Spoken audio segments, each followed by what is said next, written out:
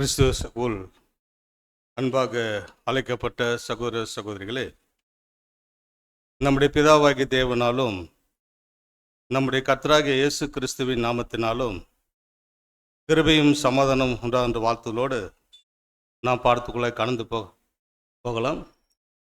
நாம் பார்க்குற பாடத்துடைய தலைப்பு சகோதர சொன்னோன்னமாக கர்த்தரின் ஜீவனுள்ள ரத்தம் அப்படின்ற தலைப்பில் நான் பார்க்க போகிறோம். கர்த்தரின் ஜீவனுள்ள ரத்தம். அன்பு சகோதர சகோதரில், கடந்த வாரங்களாக இந்த பஸ்காக்கு ஆயத்தமாகி கொண்டிருக்க நாம ஒவ்வொரு வாரமும் அவருடைய பாடுகள், பஸ்காவின் காலங்கள் இல்லைங்களா, அதை நினைவு கூர்ந்துட்டு வந்துட்டு இருக்கிறோம். அன்பு சகோதர சகோதரி, அந்த வகையில் பார்க்கும்போது இன்றைக்கும் பார்க்கும்போது அந்த பஸ்கா சம்பந்தமான ஒரு செய்தி தான். இதில் நம்ம என்ன பார்க்குறோன்னா, குறிப்பாக வேதாகமத்தில் ரத்தம், அது இயேசுவின் ரத்தம் எந்த அளவுக்கு அது மகிமை, அது குறித்து தான் இந்த இதில் நம்ம டீப்பாக பார்க்க போகிறோம். அன்பு சகோதரர், அந்த ரத்தம், இயேசுவின் ரத்தம் பார்ப்பதுக்கு முன்பாக அந்த ரத்தத்தை பற்றி முழு விஷயம் நம்ம ஒவ்வொருத்தரும் தெரிஞ்சிருக்கணும். அந்த ரத்தத்திற்கான முழு விஷயத்தை தெரிந்து நாம் ரத்தத்தை பற்றி தெரிந்து கொள்ள போகிறோம். சகோதர சோல எதுக்கு நம்ம எடுக்கிறோன்னா, பஸ்காவின் காலங்களில் நினைவு கூதல் போது, அந்த பாசம் வரும்போது நம் மத்தியில் அந்த பாத்திரம் கடந்து வருகிறது. அந்த பாத்திரம் இதனுடைய பானம் அப்படின்னு சொல்லி கொடுக்கப்படுது இல்லைங்களா. இதனுடைய சரீரம், இன்னொன்று என்னுடைய பானம் அப்படின்னு கொடுக்கப்படுது. அன்பு சகோதர சோல, இதை வாங்கி புசியுங்கள், இதை வாங்கி பருகுங்கள் சரிங்களா. அந்த ரத்தம் வரும்போது நம் மனதில் நாம் நினைக்கிறோம், கர்த்தர் நமக்காக ரத்தம் சிந்தனால இந்த ரத்தத்தை நாம் நினைவு கூறதுக்காக இந்த நிகழ்ச்சி நமக்கு நடைபெறுது அப்படி சொல்லி பார்க்குறோம். இந்த ரத்தத்தை நாம் நினைவு கூறதுக்காக கர்த்தர் இந்த நிலையை நமக்கு ஆயத்தம் செஞ்சிருக்கா நம்ம நினைக்கிறோம். அன்பு சகோதர சொல்ல அது சரிதான். இருந்தாலும் அந்த ரத்தத்தை குறித்த முழு தாற்பயம் நாம் கண்டிப்பாக தெரிஞ்சிருக்கணும். அன்பு சகோதர சொல், இதற்கு ஆதார வசனமாக யோவான் எழுதின சுவிசேஷம் 6ஆம் அதிகாரம் 55ஆம் வசனம் வாசிக்கும். யோவான் எழுதின சுவிசேஷம் 6ஆம் அதிகாரம் 55ஆம் வசனம். என் மாம்சம் மெய்யான போஜனமாய் இருக்கிறது, என் ரத்தம் மெய்யான பானமாய் இருக்கிறது. ஆம் சகோதர சொல்ல, என் மாமிசம் மெய்யான போஜனமாய் இருக்கிறது, என் ரத்தம் மெய்யான பானமாய் இருக்கிறது அப்படின்னு சொல்றதை பார்க்குறோம். சகோதர சொல்ல, என் மாமிசம் மெய்யான போஜனமாய் இருக்கிறது அப்படின்னா அவர் தன்னுடைய ரத்தத்தை என்ன சொல்றாருன்னா மெய்யான பானம் சொல்றார். என் மாமிசம் மெய்யான போஜனமா இருக்குது. அவர் சரீரத்தை மெய்யான போஜனம் சொல்றாரு. அவருடைய ரத்தத்தை மெய்யான பானம் அப்படின்னு சொல்கிறத நம்ம பார்க்குறோம். சகோதரர்கள், இன்னும் வசனம் வாசின்னா யோவான் 6ஆம் அதிகாரத்தில் 53ஆம் வசனம் வாசி.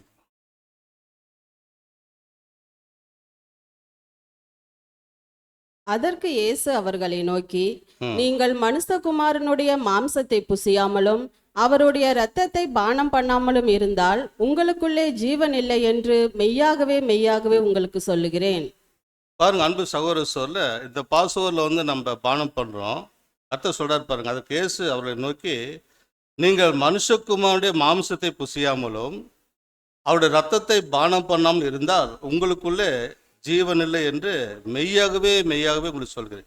அந்த ஃபர்ஸ்ட் சொல்லும்போது மெய்யான போஜனம், மெய்யான பானம். இந்த இடத்துல நீங்கள் புசிக்கணும், பானம் பண்ணணும் அப்படின்னு சொல்கிறாருங்க.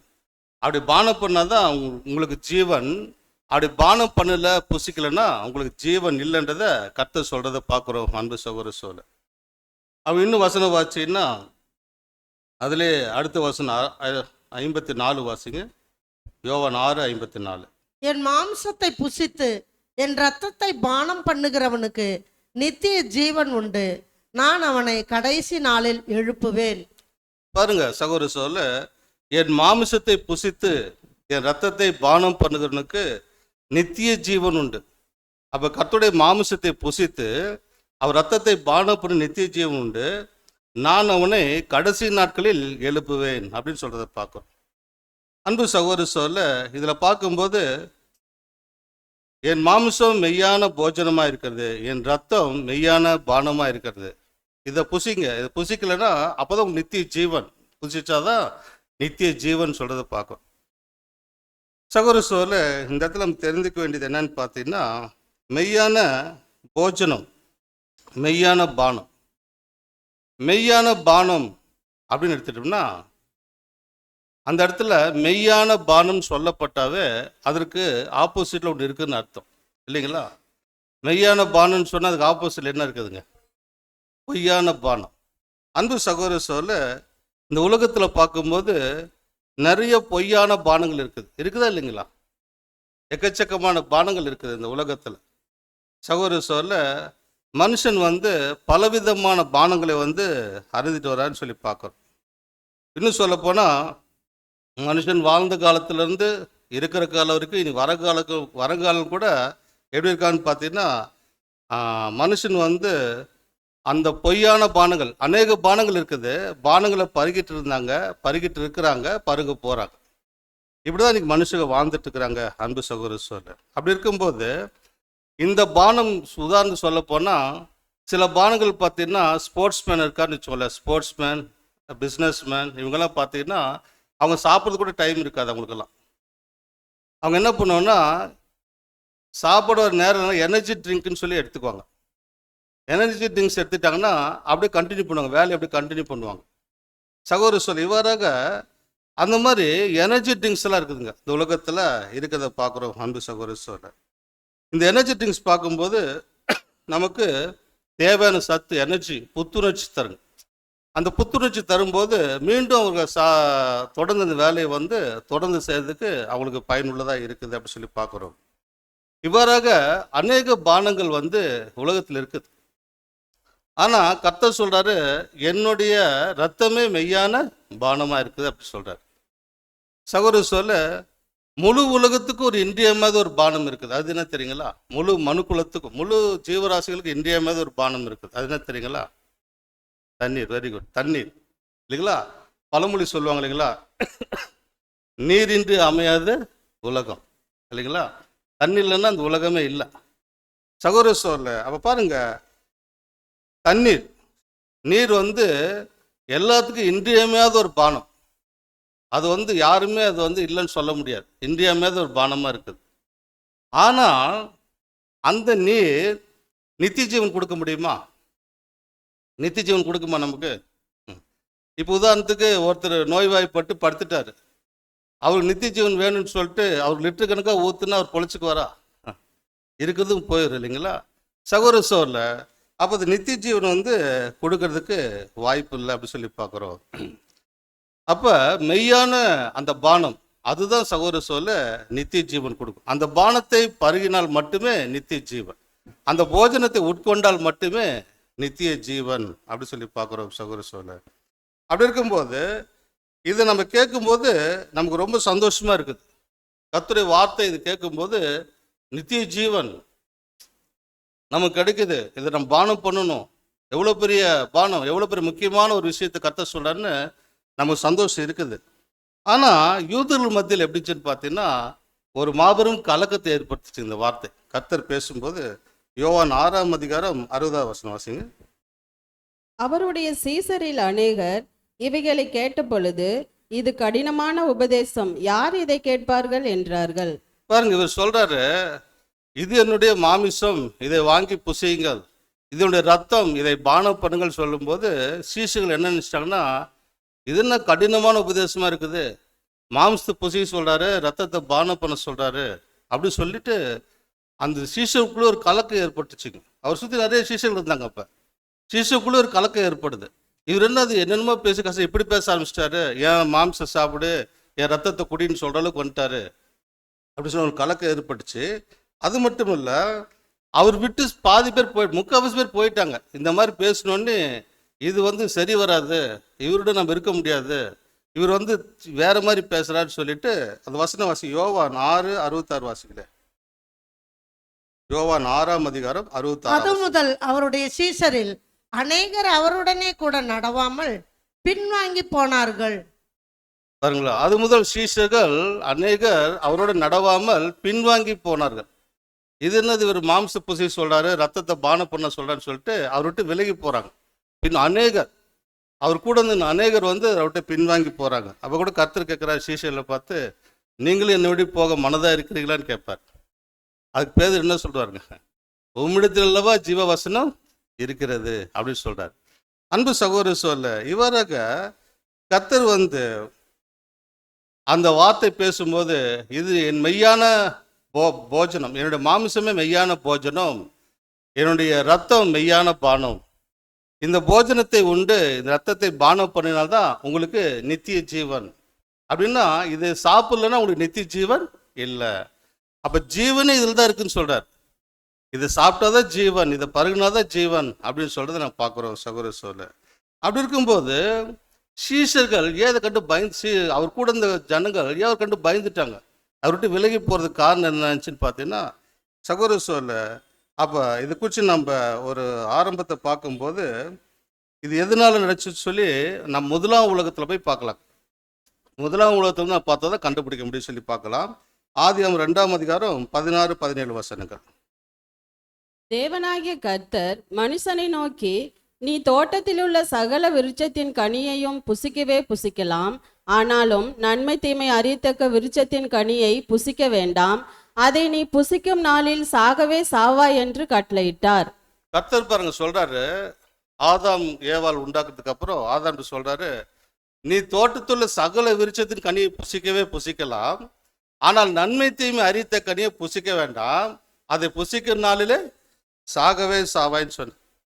அன்பு சகோதர சொல்ல, ஆனால் அந்த கனி ஆதாம் சாப்பிட்டாரா சாப்பிடலைங்களா? சாப்பிட்டுட்டார். சகோதர சொல்ல சாப்பிட்டதன் விளைவு என்னாச்சுன்னு பார்த்தீங்கன்னா பாவம், சாபம், மரணம். இன்னைக்கு வரைக்கும் நம்ம உலகம் வந்து நம்ம அனுபவிச்சுட்டு இருக்கிறோம் அப்படின்னு சொல்லி பார்க்குறோம் சகோதர சொல்ல. அந்த விளைவு வந்து நான் அனுபவிச்சுட்டு இருக்கிறோம்னு சொல்லி பார்க்குறோம். அந்த பலனை வந்து இன்னைக்கு நம்ம அனுபவித்து கொண்டு இருக்கிறோம்னு சொல்லி பார்க்குறோம். அன்பு சகோதர சொல்ல, இந்த முதலாம் உலகத்தில் இருக்கிற முதல் மனிதன் ஆதாம், முதலாம் மனுக்குலத்தின் முதல் மனிதன், முதலாம் உலகத்தின் முதல் மனிதன் ஆதாமுக்கு தேவன் விதமாய் கட்டளை கொடுத்தார். என்ன கட்டளை கொடுத்தாருன்னா, தோட்டத்தில் சகல விருட்சத்து கனி நீ சாப்பிடலாம் அப்படின்னு சொல்லி சொல்றார், ஆனால் நன்மை தீமை அறிந்த கனியை சாப்பிடாதீங்கன்னு சொன்னார் பார்க்குறோம். ஆதி 9ஆம் அதிகாரம் 3ஆம் வசனம் வாசி. நடமாடுகிற ஜீவ ஜந்துக்கள் யாவும் உங்களுக்கு ஆகாரமாய் இருப்பதாக, பசும் பூண்டுகளை உங்களுக்கு உங்களுக்கு தந்தது போல அவைகள் எல்லாவற்றையும் உங்களுக்கு தந்தேன். மாம்சத்தை அதன் உயிராகிய ரத்தத்தோட புசிக்க வேண்டாம். சகோதர சொல்ல இது எதை குறிக்குது அப்படி சொல்லி பார்த்தீங்கன்னா, முதலாம் உலகத்தில் வந்து ஆதாமுக்கு சொன்னார், தேவன் சொன்னார். என்ன சொன்னான்னு பார்த்தீங்கன்னா,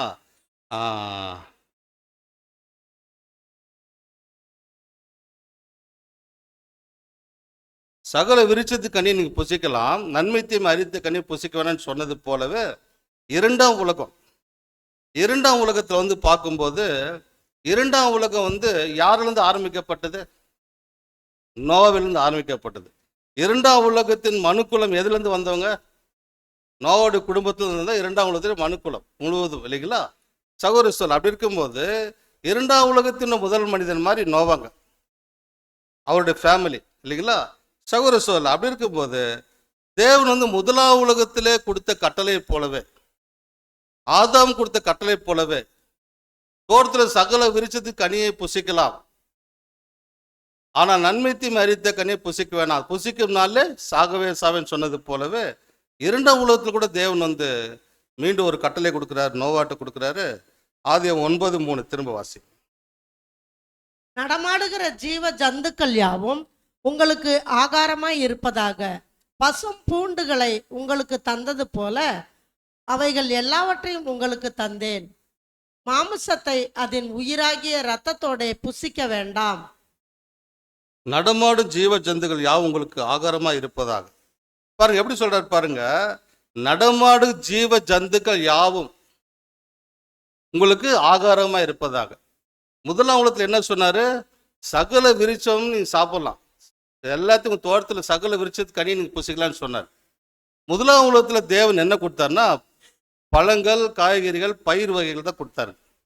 இரண்டாம் உலகத்தில் என்ன சொல்றான்னு பார்த்தீங்கன்னா, மீண்டும் இந்த உலகம் தண்ணியில் அழிந்ததுக்கு அப்புறம் மீண்டும் நோவா காலத்தில் வந்ததுக்கு அப்புறம் இந்த 2ஆம் உலகத்தில் என்ன சொல்றான்னு பார்த்தீங்கன்னா, நடமாடும் ஜீவ ஜந்துக்கள் யாவும் மாமிசம் புசிக்கிறதுக்கு தேவன் அனுமதி கொடுக்குறாருங்க.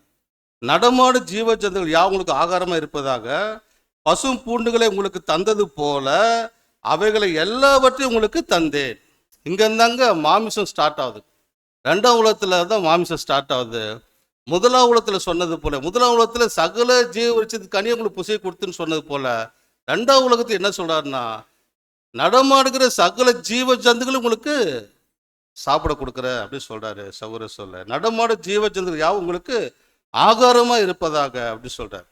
பசும் பூண்டுகளை உங்களுக்கு தந்தது போல அவைகள் எல்லாவற்றையும் உங்களுக்கு தந்தேன் அப்படின்னு சொல்றதை பார்க்குறோம். சகோதர சொல்ல இவ்வாறாக 1ஆம் உலகத்துல தேவன் கொடுத்தது போல 2ஆம் உலகத்துல தேவன் கட்டளை கொடுத்தார். அப்ப நான்வெஜ் எப்போ வருதுன்னு பார்த்தீங்கன்னா 2ஆம் உலகத்துலேருந்து நான்வெஜ் ஸ்டார்ட் ஆகுது. இப்போ நமக்குள்ள சில சந்தேகம் கூட இருக்குங்க. நம்ம கறி சாப்பிடலாமா வேணாமா, அது சரியா தப்பா? நிறைய பேர் அந்த சந்தேகம் இருக்குதுங்க. சில பேர் நம்ம மாமிசம் சாப்பிட விட்டுலாம் அப்படி கூட நினைக்கலாம். அன்பு சகோதரர் சொல்ல இது தேவனே கொடுத்த பர்மிஷன் தாங்க. அவரே கொடுத்தாரு மாமிசம் சாப்பிட சொல்லி சொன்னாரு. 2ஆம் உலகத்திலேருந்து நோவா காலத்துலேருந்து 2ஆம் உலகத்துல முதல் மனுஷன் நோவா, அவருக்கு சொன்னா யாருக்கு சொன்ன மாதிரிங்க? 2ஆம் உலகம் முழு மனுக்குலத்துக்கு சொன்ன மாதிரி, நமக்கு எல்லாத்துக்கும் சேர்த்து சொன்ன மாதிரி தான். 2ஆம் உலகம் முடிகிற வரைக்கும் அதே தாங்க சகோதரர். 1ஆம் உலகத்துல சொல்லப்பட்டது 1ஆம் உலகம் முழுதும் அவங்களுக்கு சொந்தமாச்சு. 2ஆம் உலகத்தில் சொல்லப்பட்ட முதல் மனுஷன் சொன்னா நமக்கு சொன்ன மாதிரி தாங்க. இன்னைக்கு நம்மலாம் ஆடு மாடு கோழி எல்லாம் சாப்பிட்றோம் இல்லைங்களா? எந்த தைரியத்தில் அடித்து சாப்பிட்றோம்? ஒரு குற்ற உணர்வு இல்லாத, ஒரு பயம் இல்லாத, பிடிச்சி சரக்குன்னு அறுத்து சாப்பிட்றோம். அந்த தைரியம் எங்கேருந்து நமக்கு வந்துச்சு? நல்லா யோசிச்சு பாருங்க. ஒரு நம்ம வளர்த்துன கோழி அறுக்கிறதுக்கு மனசு வருதா நமக்கு? நம்ம ஒரு ஆடை நம்ம கண் முன்னாடி வெட்டும்போது மனசு கேட்குதா? ஆனால் தைரியமாக சாப்பிட்றோம், சத்தியம் பிடிக்கிறோம், கிறிஸ்டியனாக இருக்கிறோம், நியாயம் சொல்கிறோம், அன்பு காட்டுறோம். ஆனால் ஒரு உயிர் ஜீவி, ஒரு உயிரை எடுத்து நம்ம சாப்பிடும்போது அந்த தைரியம் நமக்கு எங்கேருந்து வந்துச்சுங்க? அன்பு சகோதரர் வழி வழியாக வந்துச்சுங்க. நோவாலிருந்து 2ஆம் உலகத்தில் தேவன் பர்மிஷன் கொடுத்துட்டாருங்க. அதனால தான் அந்த சந்ததி முழுசு நோவோடைய சந்ததி தான் நம்ம எல்லாருமே இல்லைங்களா? அதுலேருந்து வந்தவங்க தான் எல்லாருமே. நோவோடைய சந்ததின்னு சொல்லக்கூடாது, நோவாவிலேருந்து வந்தவங்க நம்ம எல்லாருமே. சகோதரர் அந்த மாம்சம் புசிக்கிறதுக்கு நம்ம ஆரம்பித்தோம். அன்பு சகோதரர் 2ஆம் மக்களுக்கு 2ஆம் உலக மக்கள் இவ்வாறாக மாம்சம் புசிக்கும் அந்த பர்மிஷன் தேவன் அவளுக்கு கொடுத்தார் அப்படின்னு சொல்லி பார்க்குறோம். 1ஆம் உலகத்தில் பயிர் வகைகள் கொடுத்தது போல 2ஆம் உலகத்தில் தேவன் கொடுத்தார். 1ஆம் உலகத்தில் பார்க்கும்போது அன்பு சகோதரர் சொல்ல அப்ப இருந்த சூழ்நிலை வேற, இப்ப இருக்கிற சூழ்நிலைகள் வேற. அப்ப இருந்த சீதோஷ நிலை வேற, இப்ப இருந்த சீதோஷ நிலை வேற. சகோதரர் சொல்ல அப்ப பார்க்கும்போது 1ஆம் உலகம் ஒரு தண்ணீர் அடுக்குகளால் மூடப்பட்டுச்சு. வானத்துல சூரியனுடைய வெப்பம் பூமியில இறங்கணும்னா அந்த தண்ணீர் அடுக்குகள் வழியாக தான் பூமியில டச் பண்ணும். அதனால பூமி டைரக்டா சூரியனுடைய வெப்பம் பூமியில படாதனால பூமி குளுமையா இருந்துச்சு. அதெல்லாம் நம்ம அடிப்படை சத்தியத்தில் பார்த்துருக்கோம் இல்லைங்களா?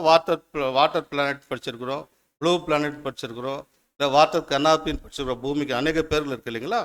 சகோதர சோழ இந்த மாதிரி தண்ணீர் அடுக்குகளை பூமியை டச் பண்ணணும்னா அந்த பூமி தண்ணீர் அடுக்குல வழியாக தான் சூரியனுடைய வெப்ப கதிர் பூமியில் டச் ஆகும்னா வெயில் அதிகமாக படாது. அதனால பூமி குளுமையாக காணப்பட்டது. சகோதர சோழ அதனால அப்போ இருந்த மக்கள் கூட பார்க்கும்போது 900 வயசு 800 வயசு அதிக வயதுகள் உயிரோடு இருந்தாங்க.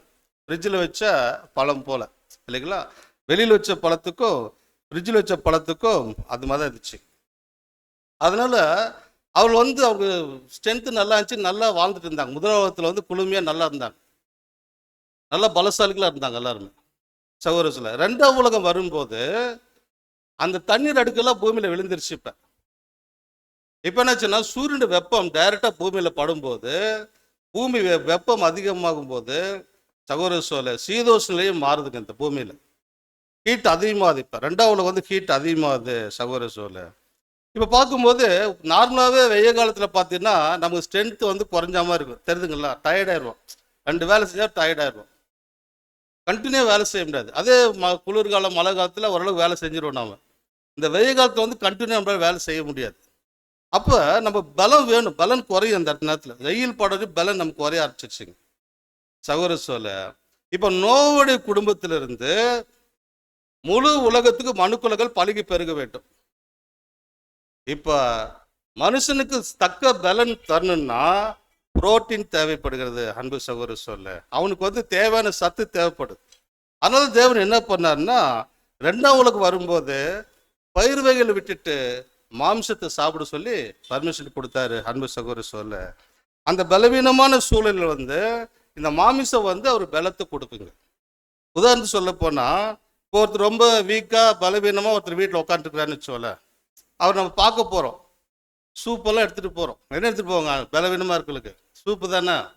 சூப்பெல்லாம் எடுத்துட்டு போறோம். என்ன சூப் எடுத்துட்டு போவாங்க? ஆட்டுக்கால் சூப்பு இல்லைங்களா? அதை விட்டுட்டு நம்ம தக்காளி சூப்பு, வெண்டைக்காய் சூப்பு, வெங்காய சூப்புன்னு தூக்கிட்டு போனால் என்ன எப்படின்னு சொல்லுவாருங்க அவர். நீங்களே சாப்பிடுங்க சொல்லுவாரு, சொல்ல மாட்டாருங்களா? இது நீங்களே சாப்பிடுங்க, எனக்கு வேணான்னு சொல்லுவார் இல்லைங்களா? ஏன் அந்த சூப் எடுத்துகிட்டு போகிறோம்? ஆட்டுக்கால் சூப்பு, மாட்டுக்கால் சூப்பு. ஒருத்தர் கேட்கும்போது மாட்டுவால் சூப்பு கூட சொன்னாருங்க. மாட்டுவால் சூப்பு, நண்டு சூப்பு இல்லைங்களா? இதெல்லாம் எதுக்கு எடுத்துகிட்டு போகிறோன்னா ஒரு போஷாக். அது 2 ஸ்பூன் உள்ளே போன கண் அப்படி திறக்குது இல்லைங்களா? சகோதர சோர்ல அந்த மாதிரி அந்த சூப்பு எது கொடுக்குறதுனா அந்த மாமிசம் தாங்க. அந்த மாமிசம் புரோட்டீன் இருக்குதுனால சகோதர சோர் சத்து கிடைக்குது நம்ம பார்க்குறோம். இவராக தேவன் சொன்னாரு, நடமாடு ஜீவ ஜந்துக்கள் எல்லாம் உங்களுக்கு ஆகாரமா கொடுத்துட்டேன்னு சொல்லிட்டு 1ஆம் உலகத்துல சொன்ன மாதிரியே, ஆனால் நன்மை தீமை அறிவித்த கனி நீங்க சாப்பிடக்கூடாது அப்படின்னு சொன்னார்ல 1ஆம் உலகத்துல. அதே போலவே 2ஆம் உலகத்திலையும் சொல்றாரு, ஆனால் அதன் ரத்தத்தை நீங்கள் பானம் பண்ணக்கூடாது சொல்றாருங்க. வசன ஆதி 9ஆம் அதிகாரம் 4ஆம் வசனம்.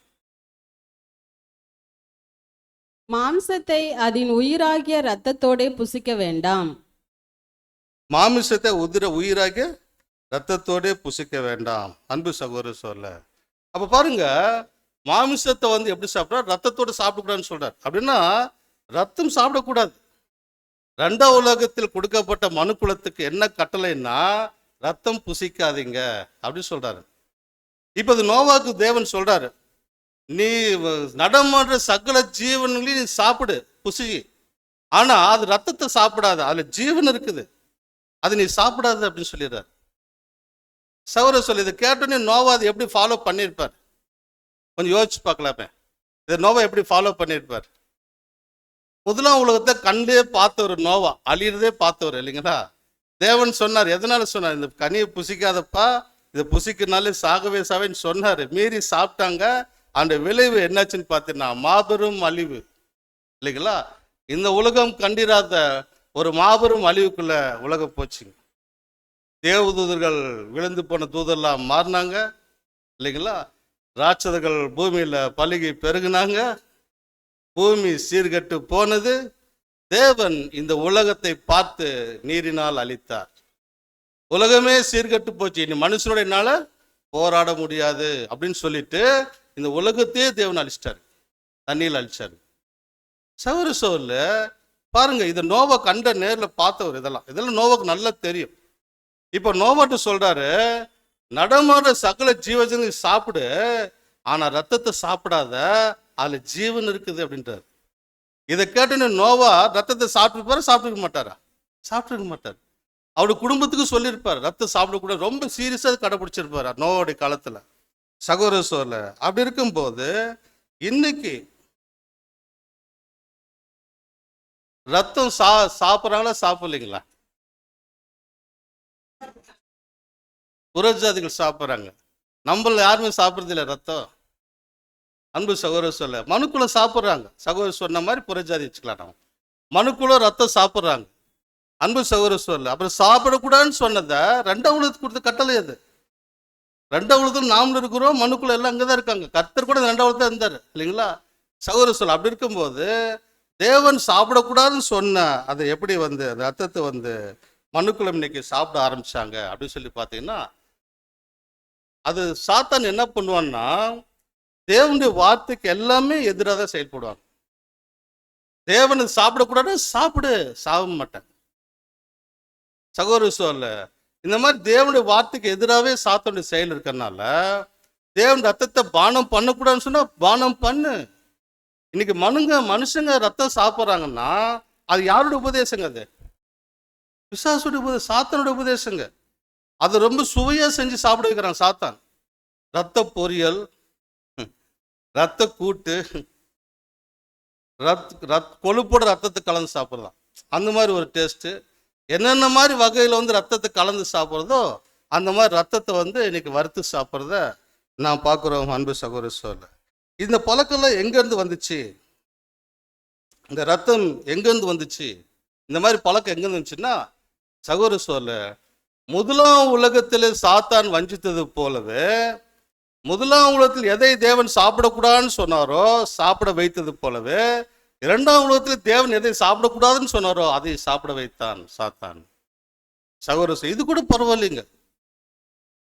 ரத்தத்தை நேர்லயே பருகுறாங்க, அப்படி பச்சையாவே ரத்தம் குடிக்கிறாங்க. பார்த்துருக்கீங்களா?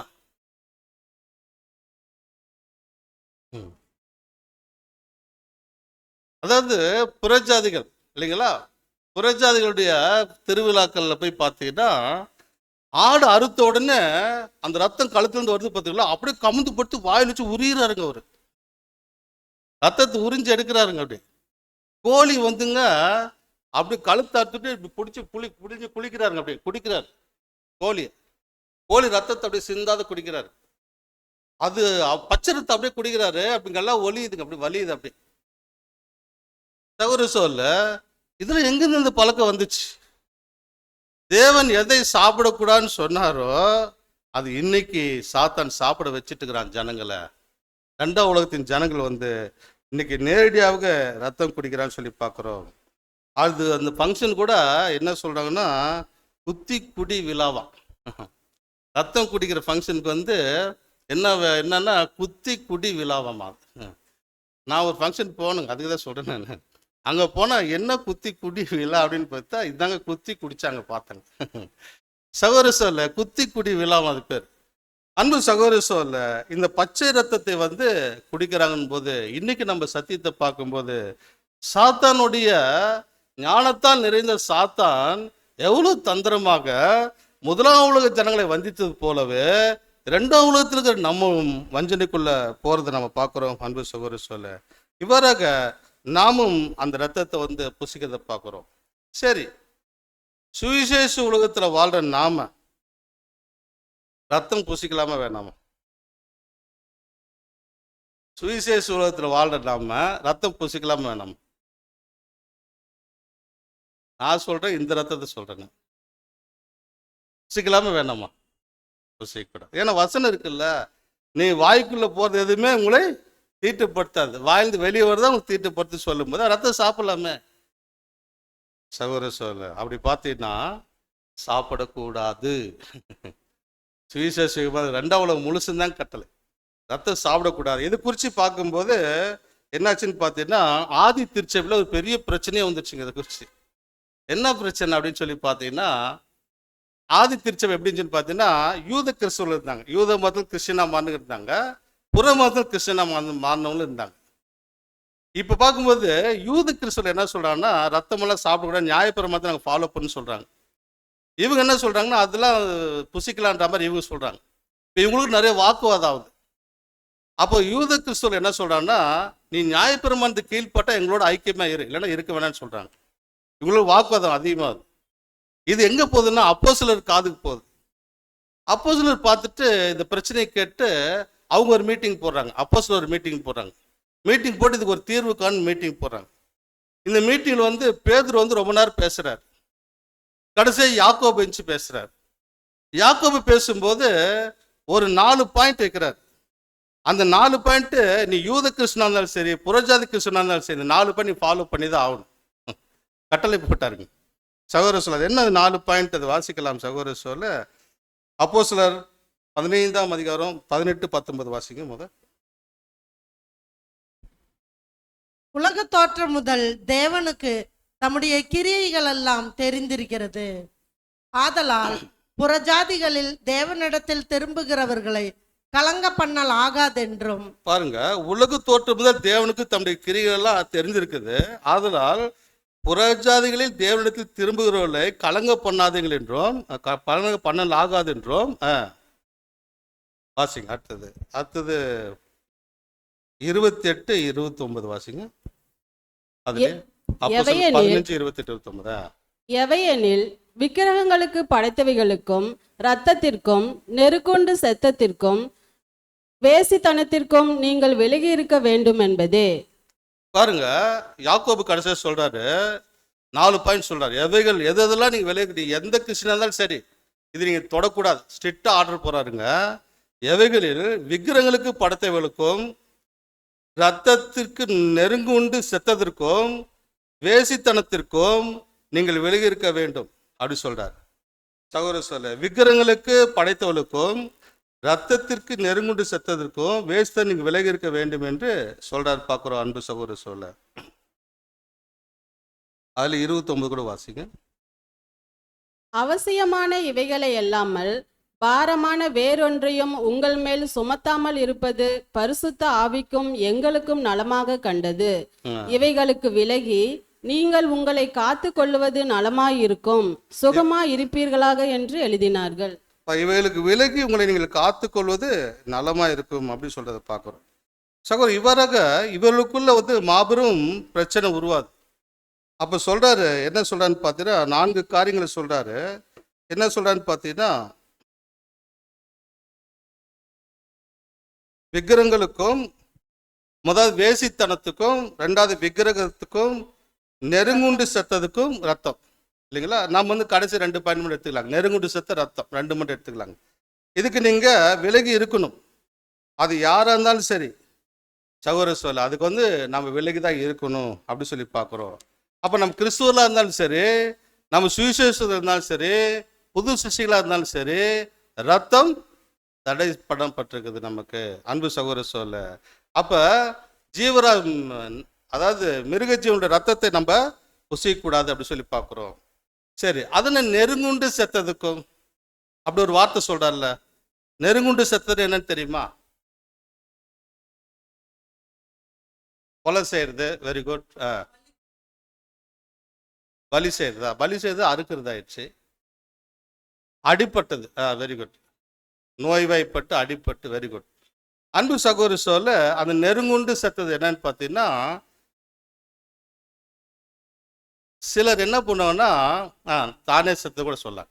சிலர் என்ன பண்ணுவோன்னா, ரத்தத்தை கீழே சிந்ததுக்கு மனசு வராது. நான் காசு போட்டு வாங்கி இந்த ரத்தத்தை கீழே ஊத்துறதா அப்படி சொல்லிட்டு மனசு வராது. இந்த கோழி அறுத்தாவோ ஆடு அறுத்தாவோ சில பேர் கப்பலில் பிடிச்சிக்குவாங்க. சில பேர் என்ன பண்ணுவாங்கன்னா, அந்த ரத்தம் கொஞ்சம் கூட சிந்தக்கூடாதுன்னு சொல்லிட்டு அந்த கோழி என்ன பண்ணுவாங்கன்னா, அப்படி ரத்தத்தை கழுத்தை பிடிச்சி அப்படி திருவிடுவாங்க, திருவி சாகடிப்பாங்க. இப்போ கோழிக்கு ரத்தம் வெளியே வரல, கோழி செத்துடுச்சு. இப்போ ரத்தம் எங்கே இருக்குது? போல உள்ளுக்குள்ளே இருக்குது ரத்தம், லிக்விடாக. அந்த ரத்தம் என்ன ஆயிடுச்சு? இப்போ திடமாயிடுச்சு, இல்லைங்களா சகோதர சொல்ல? அப்போ ரத்தம் கட்டிடுச்சு இப்பெல்லாம் சகோதர சொல்ல. இப்போ ரத்தம் வேஸ்ட் ஆகாது. இப்போ ரத்தமும் கடிச்சிச்சு, மாംசமும் கடிச்சிச்சு. நமக்கு இப்படி சாப்பிட்டாங்க ஜனங்க. ரத்தத்தை வீணடிக்காத, ரத்தமும் கடிச்சது, மாംசம் கடிச்சு சாப்பிட்டாங்க. இது மாதிரி சகோதர சொல்ல, எதை நெருங்குண்டு ஆக்சிடென்ட்ல சாகிறது, இல்லைங்களா? அடிப்பட்டுன்னு ரத்தம் கிளாட் ஆயிரும், அப்படி அவ்வளோதான். அதே போல நோய்வாய்ப்பட்டு சாகிறது, ரத்தம் உள்ளுக்குள்ளே தான் இருக்குது, வெளியில போகல, கிளாட் ஆயிடுச்சு. அதான் கர்த்தர் சொல்றாரு, அடிப்பட்டது நோய்வாய்ப்பட்டெல்லாம் சாப்பிடாதீங்க. புரியுதுங்களா?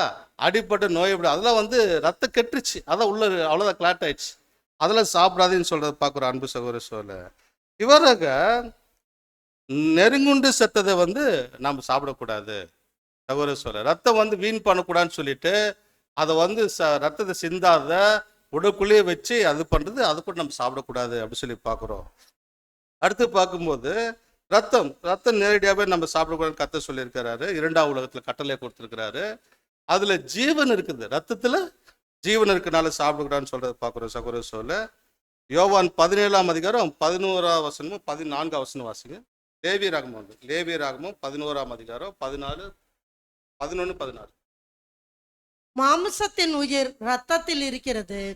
நான் அதை உங்களுக்கு பலிபீடத்தின் மேல் உங்கள் ஆத்துமாக்களுக்காக பாவ நிவிர்த்தி செய்யும்படிக்கு கட்டளையிட்டேன். ஆத்துமாவிற்காக பாவ நிவிர்த்தி செய்கிறது ரத்தமே. பாருங்க, மாமிசத்தின் உயிர் ரத்தத்தில் இருக்கிறது அப்படி சொல்றாரு. ரத்தத்தில் என்ன இருக்குது? ஜீவன் இருக்குது. மாம்ச உயிர், அந்த ஜீவராசியோட உயிர் ரத்தத்தில் தான் இருக்குது. நான் அதை உங்களுக்கு பலிபீடத்தின் மேல் உங்களுக்கு ஆயத்தமாக்க, ஒரு ஆத்துமக்களுக்காக பாவ நிவர்த்தி செய்யும்படிக்கு கட்டளையிட்டேன். ஆத்மாவுக்காக பாவ நிவர்த்தி செய்கிறது ரத்தமே. இப்போ பாவத்துக்கு பரிகாரம் என்ன? ரத்தம் தான் சிந்த, ஒரு ஜீவனுக்கு ஜீவன் தான் சிந்தப்பட்டது. சகோதர சொல்ல ஆத்மன்னு நாங்கள் உயிரில் ஒரு மனிதனே ஆத்மா. அப்போ ஜீவனுக்கு ஜீவன் தான் சிந்தப்பட்டுன்னு சொல்லி பார்க்குறோம். அதுக்கப்புறம் சகல மாம்சத்துக்கும் ரத்தம் தான் உயிராக இருக்கிறது. எல்லா மாம்சம் ரத்தம் தான் உயிராக இருக்கிறது. ரத்தம் ஜீவனுக்கு சமானம். ஆகையால் எந்த மாம்ச ரத்தத்தோடு புசிக்க வேண்டாம். சகல மாம்சத்தின் உயிரும் அதன் ரத்தத்தில் தானே, அதை புசிக்கிற எவனும் அறுப்புண்டு போவான் என்று இஸ்ரவேல் புத்தருக்கு சொன்னேன். அப்போ அந்த ரத்தத்தை சாப்பிட்றத எப்படி சிட்டா சொல்றாரு பாருங்க, அதை அறுப்புண்டு போவான் அப்படின்னு சொல்றதை நம்ம பார்க்குறோம். சகோதரர், இவராக அந்த ரத்தத்தை தேவன் சொல்லியிருக்கிறார், சாப்பிடக்கூடாதுன்னு சொல்லியிருக்கார். சரி, இப்போ பிரச்சனைக்குள்ள நம்ம வரலாங்க. இப்போ கர்த்தர் எந்த உலகத்தில் இருந்தாரு? நம்ம இருந்து 2ஆம் உலகத்துல சொன்னார். அப்போ அந்த ஆர்டர் அவருக்கு சூட்டாமல் ஆகாதா? அவருக்கு சேர்த்தானே அந்த ஆர்டரு, அவர் போட்ட ஆர்டர் அவருக்கு சேர்த்தானே. அப்படி இருக்கும்போது இப்போ ரத்தம் சாப்பிடக்கூடாதுன்னு சொல்லியிருக்காங்க. நியாயப்பிரகாரம் ரொம்ப ஸ்ட்ரிக்டாக ஆர்டர் ஃபாலோ பண்ணிட்டு வந்திருக்காங்க. நோவா காலத்தில் ரொம்ப ஸ்ட்ரிக்டாக ஃபாலோ பண்ணிட்டு வந்திருக்காங்க. இப்போ இவர் என் ரத்தத்தை பானம் பண்ணுங்கன்னு சொல்கிறார். எப்படி இருக்கு நினச்சி பாருங்க. ஏன் ஓடினாங்க தெரியுங்களா எத்தனை பேர்? இவர் என் மாம்சத்தை புசிங்க, என் ரத்தத்தை பானம் பண்ணுங்கன்னு சொல்கிறார். இது ஆவிக்குரிய ரத்தம் கூட சொல்லல, அவர் நேரடியாகவே பேசுகிறாருங்க. என் ரத்தத்தை நீங்கள் பானம் பண்ணுங்க, என் மாம்சத்தை புசிச்சு என் ரத்தத்தை நீங்கள் பானம் பண்ணுங்க அப்படின்னு சொல்கிறத பார்க்குற சவர சொல்ல. கர்த்தர் மாம்சம் சாப்பிட்டாரா சாப்பிடலையா? சாப்பிட்டுக்க, மீன் சாப்பிட்டுக்கார் இல்லைங்களா? ஆதாரம் இருக்கு. சகோதர சொல்ல கர்த்தர் மீன் சாப்பிட்ருக்கார். அப்போ மாம்சம் 2வது அவரும் சாப்பிட்ருக்கார், நான்வெஜ் சாப்பிட்ருக்கார். அப்படி இருக்கும்போது கர்த்தர் சொல்கிறாரு, எல்லாம் தெரிஞ்சு நியாயப்பிரமாணத்தை வந்த யூதர், நியாயப்பிரமாணத்துக்கு கீழானவர், நியாயப்பிரமாணத்தை மீறாதவர் இல்லைங்களா? அவர் சொல்கிறாரு, என் மாம்சத்தை புசித்து என் ரத்தத்தை பானம் பண்ணுங்க. பானம் பண்ணுனா நித்திய ஜீவன் உங்களுக்கு, பானம் பண்ணுனா செத்துறீங்க, மரணம், நித்திய ஜீவனை இழந்துறீங்க அப்படின்னு சொல்ற. இது கேட்கும்போது முத கேட்கும்போது பாரம்பரிய யூதர்களுக்கு எப்படி இருந்திருக்குங்க? பயங்கர ஷாக்கு. ஓ, ரத்தத்தை குடிக்க சொல்றாரு இவர், என்னது? பயந்துருப்பாங்க நிஜமா. சகோதர சொல்ல அதை நம்ம தெரிஞ்சுக்கணும். யோவான் 6ஆம் அதிகாரம் 63, 53ஆம் வசனம், 54, 55 மூணுமே கூட வாசி. அதற்கு இயேசு அவர்களை நோக்கி, நீங்கள் மனுஷகுமாரனுடைய மாம்சத்தை புசியாமலும் அவருடைய இரத்தத்தை பானம் பண்ணாமலும் இருந்தால் உங்களுக்குள்ளே ஜீவன் இல்லை என்று மெய்யாகவே மெய்யாகவே உங்களுக்கு சொல்லுகிறேன். பாருங்க எப்படி சொல்றாரு பாருங்க. அதுக்கு இயேசு கர்த்தர் டைரக்டா பேசுறாரு. அவளை நோக்கி, நீங்கள் மனுஷகுமாரனுடைய மாம்சத்தை புசியாமலும் அவருடைய ரத்தத்தை பானம் பண்ணாமல் இருந்தால், என்னுடைய ரத்தத்தை என் மாம்சம் புசிக்கலன்னா, பானம் பண்ணாமல் இருந்தால் உங்களுக்குள்ளே ஜீவன் இல்லை என்று மெய்யாகவே மெய்யாக உங்களுக்கு சொல்லுகிறேன். எவ்வளோ பெரிய வார்த்தை பாருங்க. உங்களுக்கு நான் நிஜமாவே சொல்றேன், மெய்யாகவே சொல்றேன், என் ரத்தத்தை குடிக்கலன்னா உங்களுக்கு ஜீவன் இல்லைன்னு சொல்லி ஸ்ட்ரிக்டா சொல்றதை பார்க்குறோம். அன்பு சகோதர சொல்ல அடுத்த வசனம், என் மாம்சத்தை புசித்து என் இரத்தத்தை பானம் பண்ணுகிறவனுக்கு நித்திய ஜீவன் உண்டு, நான் அவனை கடைசி நாளில் எழுப்புவேன். அப்படி நீங்க என் மாம்சத்தை புசிச்சு என் ரத்தத்தை நீங்க பானம் பண்ணுனீங்கன்னா உங்களுக்கு நித்திய ஜீவன் உண்டு, கண்டிப்பா இருக்கு. கடைசி நாட்களில் நான் அவனை எழுப்புவேன் அப்படின்னு சொல்றதை பார்க்கிறோம். அப்புறம் 55, என் மாம்சம் மெய்யான போஜனமா இருக்கிறது, என் ரத்தம் மெய்யான பானமா இருக்கிறது. பாருங்க இப்ப சொல்றாரு, என் மாமிசம் மெய்யான போஜனமா இருக்கிறது, என் ரத்தம் மெய்யான பானமா இருக்கிறது. எல்லாம் தெரிஞ்சவர் சொல்றாரு, என் ரத்தம் மெய்யான பானமா இருக்குன்னு சொல்றாரு, என் மாமிசம் மெய்யான போஜனமா இருக்குன்னு சொல்றாரு. சகோதர சொல்ல இது நான் பார்க்கும்போது நமக்கு இது என்ன நடக்குது, என்ன செய்யறாரு கர்த்தர், எதை மையமா வச்சு பேசிட்டுக்கிறாருங்க. எப்படி கர்த்தர் பேசுறாரு? 2ஆம் உலகத்துல நியாயப்பிரமாணத்துக்கு கீழானவர், நியாயப்பிரமாணத்தை மீறாதவர், எப்படி இவர் இந்த மாதிரி ஒரு வார்த்தையை பேசுறாரு சொல்லி நமக்கே அந்த எண்ணங்கள் வரும். அன்பு சகோதர சொல்ல இதான் சீசர்கள் பார்த்துட்டு இது கடினமான உபதேசம் சொல்லிட்டு அவங்க என்ன பண்ணாங்கன்னா கர்த்தரை விட்டு போயிட்டாங்கன்னு சொல்லி பார்க்குறோம். சகோதர சொல்ல இதை நம்ம கண்டுபிடிக்கணும். ஏன் கர்த்தர் சொன்னது, இதுல என்ன தப்பு இருக்கா? நியாயப்பிரமாணம் தப்பா தெரியுது. ரத்தத்தை சாப்பிடக்கூடாதுன்னு சொல்லும்போது இவர் ஏன் ரத்தத்தையும் சாப்பிடுன்னு சொல்றாரு. இது தப்பு தான் தெரியுது. அதுல என்ன இருக்குது, என்ன நடக்குது, ஏன் கர்த்தர் இப்படி சொன்னாரு? ஆனா ஒண்ணு நமக்கு தெரியுது, கர்த்தர் சொன்னா சரியா இருக்கும், நியாயப்பிரமாணத்தை மீறாது, அவர் கரெக்டாக தான் பேசுவாரு, அதில் நம்ம தெளிவா இருக்கிறோம். எப்பயே இப்படி சொல்லணும் அவர் கர்த்தர். சகோதர சொல்ல அப்ப முதலாவது நியாயப்பிரமாணத்தின் கட்டளைக்குள்ள நம்ம போய் பார்க்கணும் அன்பு சகோதர சொல்ல. சரி, அதுக்கு முன்பாக நம்ம உயிர் வந்து ரத்தத்தில் இருக்குன்னு சொல்றாங்க இல்லைங்களா? அநேக நம்ம உயிர் வந்து ரத்தத்தில் இருக்குது. அப்படின்னா எந்த இடத்துல ரத்தத்தில் இருக்குது?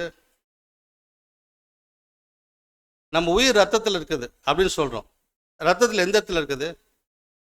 இல்ல, பொதுவாக உயிர் எங்க இருக்குன்னு கேட்டால் என்ன சொல்லுவாங்க எல்லாருமே? மாம்சத்தில் இருக்குன்னு சொல்லுவாங்க. சில பேர் இப்படி தொட்டு காட்டுவாங்க, உயிர் இங்க இருக்குது அப்படின்வாங்க இல்லைங்களா? அது கொத்து தொட்டு காட்டுவாங்க இல்லைங்களா? அங்கெல்லாம் இல்லைங்க, உயிர் எங்க இருக்குது? ரத்தத்தில் இருக்குது அப்படி சொல்லி சொல்றோம். சகோதர சொல்ல எப்படி ரத்தத்தில் இருக்குதுன்னா, எப்படி ரத்தத்தில் இருக்குது அப்படி சொல்லி பார்த்தீங்கன்னா, அன்பு சகோதர சொல்ல, நம்ம உடலோட அமைப்பு எப்படி தேவன் உண்டாக்கிட்டான்னு பார்த்தீங்கன்னா, நம்ம உடல் பார்த்தீங்கன்னா தோல் சதை எல்லாம் போர்த்தப்பட்டு இல்லைங்களா? எல்லாமே பார்த்தீங்கன்னா செல்களால் இணைக்கப்பட்டது நம்ம உடம்பு. அநேக செல்களால் இணைக்கப்பட்டது. எல்லா செல்லும் பிரிஞ்சிச்சுன்னா நம்ம உடம்பே இல்லைங்க. செல்லெல்லாம் ஒன்று சேர்ந்தா பாடி, செல்லெல்லாம் கழிஞ்சா மறைஞ்சிடும், அவ்வளோதான், எதுவுமே இருக்காது. அநேக செல்களால் இணைக்கப்பட நம்ம சரீரங்க. சகோதர சோர்ல உதாரணத்துக்கு இந்த கை எடுத்துட்டீங்கன்னா, இந்த கை வந்து அநேக செல்களால் இணைக்கப்பட்ட அந்த கை. சகோதர சோர்ல அப்படி இருக்கும்போது அநேக செல்களால் இணைக்கப்பட்ட இந்த சரீரம், இந்த செல்லுக்கு என்ன தேவைன்னு பார்த்தீங்கன்னா ரத்தம் தேவை. ரத்தம் இல்லை, செல்லுக்கு என்ன தேவைன்னா ஆக்சிஜன் தேவை. சகோதர சொல்ல இந்த அநேக செல்கள் உடம்பு ஃபுல்லாக செல் தான். அந்த கையினா கையில் இருக்கிற எல்லா செல்லாக சேர்ந்து ஒரு கையாக செயல்பட்டு இருக்குன்னு சொல்லி பார்க்குறோம். ஒவ்வொரு உறுப்பும் வந்து அது செல்களால் இணைக்கப்பட்டிருக்கும் போது அந்த செல்கள் இயங்க வேண்டும் என்றால் அதுக்கு தேவை ஆக்சிஜன் தேவைப்படுது. சகோதர சொல்ல ஆக்சிஜன் வந்து எதன் மூலியமாக போகப்படுது அப்படின்னு சொல்லி பார்த்தீங்கன்னா சகோதர உதாரணம் சொல்ல போனால், இப்போ கை இருக்குன்னு சொல்லு, கை வந்து துண்டாயிடுச்சு, கை வெட்டப்பட்டாச்சு, விழுந்துருச்சுன்னு சொல்ல, அடிபட்டு கை துண்டாயிடுச்சுன்னு சொல்ல, உடனே எடுத்துகிட்டு போய் நம்ம உடனே கை எடுத்துகிட்டு போய் டாக்டர்கிட்ட போய் கொடுத்து அந்த கை மீண்டும் ஒட்ட வைக்கிறதுக்கு முயற்சி பண்ணலாம். கொஞ்சம் லேட்டாக கொண்டு போனால் அந்த கை ஒட்ட வைக்க முடியுமா? இல்லையா? அதுக்கு நம்ம எப்படி சொல்லுவோம்? கை செத்து போச்சுன்னுவோம். கையை செத்து போச்சு, கையில் இருக்கிற செல்கள் இல்லைங்களா, கையில் இருக்கிற செல்லெல்லாம் செத்து போச்சு அப்படின்னா அந்த ஆக்சிஜன் வந்து செல்லுக்கு போகலைன்னா செல்கள் வந்து செத்துருங்க, இறந்துடும். சகோதர சொல்ல அப்படி இருக்கும்போது இந்த செல்கள் வந்து இறக்காது இருக்கணும்னா சகோதர சொல்ல அது தேவையான ஆக்சிஜன் வந்து போகணும். நம்ம உடல்ல பார்க்கும்போது ஹீமோகுளோபின் ஆர்பிசின்னு சொல்லுவாங்க இல்லையா? ஆர்பிசி அப்படின்னும் போது ரெட் பிளட் கார்பஸஸ் அப்படி சொல்லுவாங்கல்ல. சகோதர சொல்ல அந்த ஆர்பிசி வந்து அதில் வந்து சகோதர சொல்ல இந்த ஹீமோகுளோபின் வந்து இருக்குதுங்க, அது கொண்டு போகுதுங்க. அந்த உடல் முழுதும் சத்து கொண்டு போய் ஆக்சிஜன் கொண்டு போய் சேர்த்தும் போது அது வந்து உடலில் இருக்கிற அத்தனை செல்களும் ஜீவன் கொடுக்குது அப்படி சொல்லி பார்க்குறோம். உச்சந்தலிலிருந்து உள்ளங்கால் வரைக்கும் இந்த ரத்தத்தின் மூலமாக ஆக்சிஜன் கொண்டு போய் சேர்க்குது. குறிப்பாக மூளைக்கு வந்து அதிக ஆக்சிஜன் தேவைப்படுதுங்க. சகோதர சொல்ல நம்ம மூளை தான் இருக்கிறதுலே ஃபஸ்ட்டு ஆக்சிஜன் இல்லைன்னா செத்து போயிருக்கு. மூளைக்கு வந்து அதிக ஆக்சிஜன் தேவைப்படுது. பார்த்தீங்கன்னா ஆக்சிஜன் சரியாக போகலன்னா மூளை ஃபஸ்ட்டு செத்துருங்க. மூளைச்சாவுன்னு கேள்விப்பட்டிருக்கீங்களா? மூளைச்சாவு, மூளை செத்துருங்க. மூளை வந்து ஃபஸ்ட்டு ஆக்சிஜன் அதான் அது அதிகமாக போகும். அதுக்கு சில நேரத்தில் பார்த்தீங்கன்னா நம்ம சாப்பிட்றோம் இல்லைங்களா? சாப்பிடும்போது நமக்கு ஜீரணத்துக்காக நிறைய வேலைக்கு இருக்கும்போது ஆக்சிஜன் அங்கே தேவைப்படும். அப்போ இந்த மூளை என்ன பண்ணுன்னா அந்த நம்ம ரெஸ்ட்டு கொடுத்து அங்கே அனுப்பிச்சிடும். ஆக்சிஜன் அங்கே அனுப்பும்போது மூளைக்கு ஆக்சிஜன் குறையுது. நமக்கு குறைஞ்சு நம்ம சாப்பிட்டோன்னு என்ன ஆகுதுன்னா நம்மளுடைய தூக்கம் வரும், அப்படியே டயர்ட் ஆகுது, அவ்வளோதான், அப்படியே படுக்கணும் போல இருக்குது. அது எதனாலனா அந்த ஆக்சிஜன் குறையுது நமக்கு. சகோதர சொல்ல அந்த மூளை வந்து பார்க்கும்போது ஆக்சிஜன் இருந்தால் தான் மூளை செயல்படும். மூளை வந்து அந்த ஆக்சிஜன் மூலியமாக போகுதுன்னு சொல்லி பார்க்குறோம். சகோதர சொல்ல உலகத்தில் எத்தனையோ கண்டுபிடிப்புகள் கண்டுபிடிக்கிறாங்க, குளோனிங் முறையில் கண்டுபிடிக்கிறாங்க. ஒரு முடி வச்சு கூட இன்னொரு மனுஷனை உண்டாக்குறாங்க. ஆனால் செயற்கை ரத்தத்தை உண்டாக்க முடிஞ்சது யாரும் லட்சம்? செயற்கை ரத்தம் விற்கிறாங்களா லட்சம்? சகோதர சொல்ல செயற்கை யாருமே ரத்தத்தை விற்க முடியாது. அதனால தான் ரத்த தானம் பண்றவங்களை வந்து இது உலகம் வரவேற்குது. ரத்த தானம் பண்றீங்களா, பிளட் பேங்க் தேடி போறாங்க, ஜனங்களை தேடி போறாங்க. சகோதர இவராக செயற்கை யாராலும் ரத்தத்தை உண்டாக்கவே முடியாது. அது ஜீவனோட ரத்தத்தை யாராலும் உண்டாக்க முடியாது. அந்த செல்களுக்கு வந்து ஜீவன் கொடுக்கறது என்னன்னா, அது என்ன ஆக்சிஜன் தான் ஜீவன் கொடுக்குறது.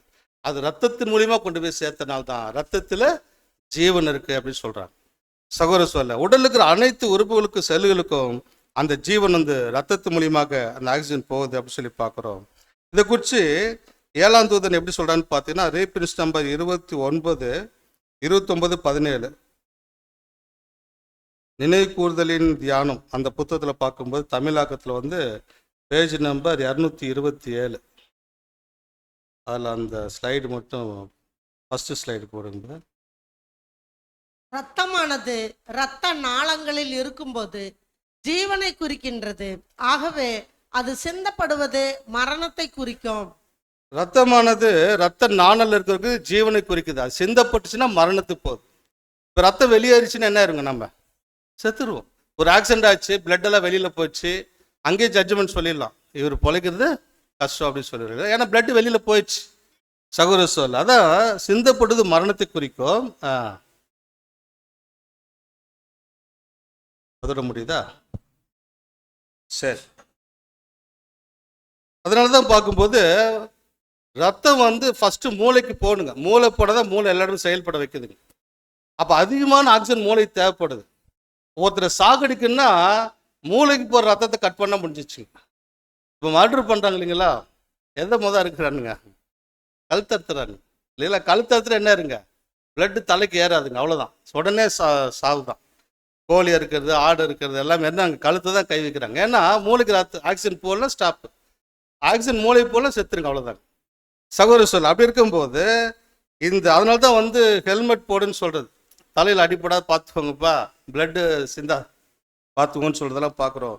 சகோதர சொல் இவராக நம்ம உடல்ல வந்து ரத்தம் வெளியேறாத நம்ம பார்த்துக்கணும். ரத்தம் அதிகம் வெளியேறிச்சுன்னா நமக்கு வந்து மரணம் சம்பவிக்கும்னு சொல்லி பார்க்குறோம்.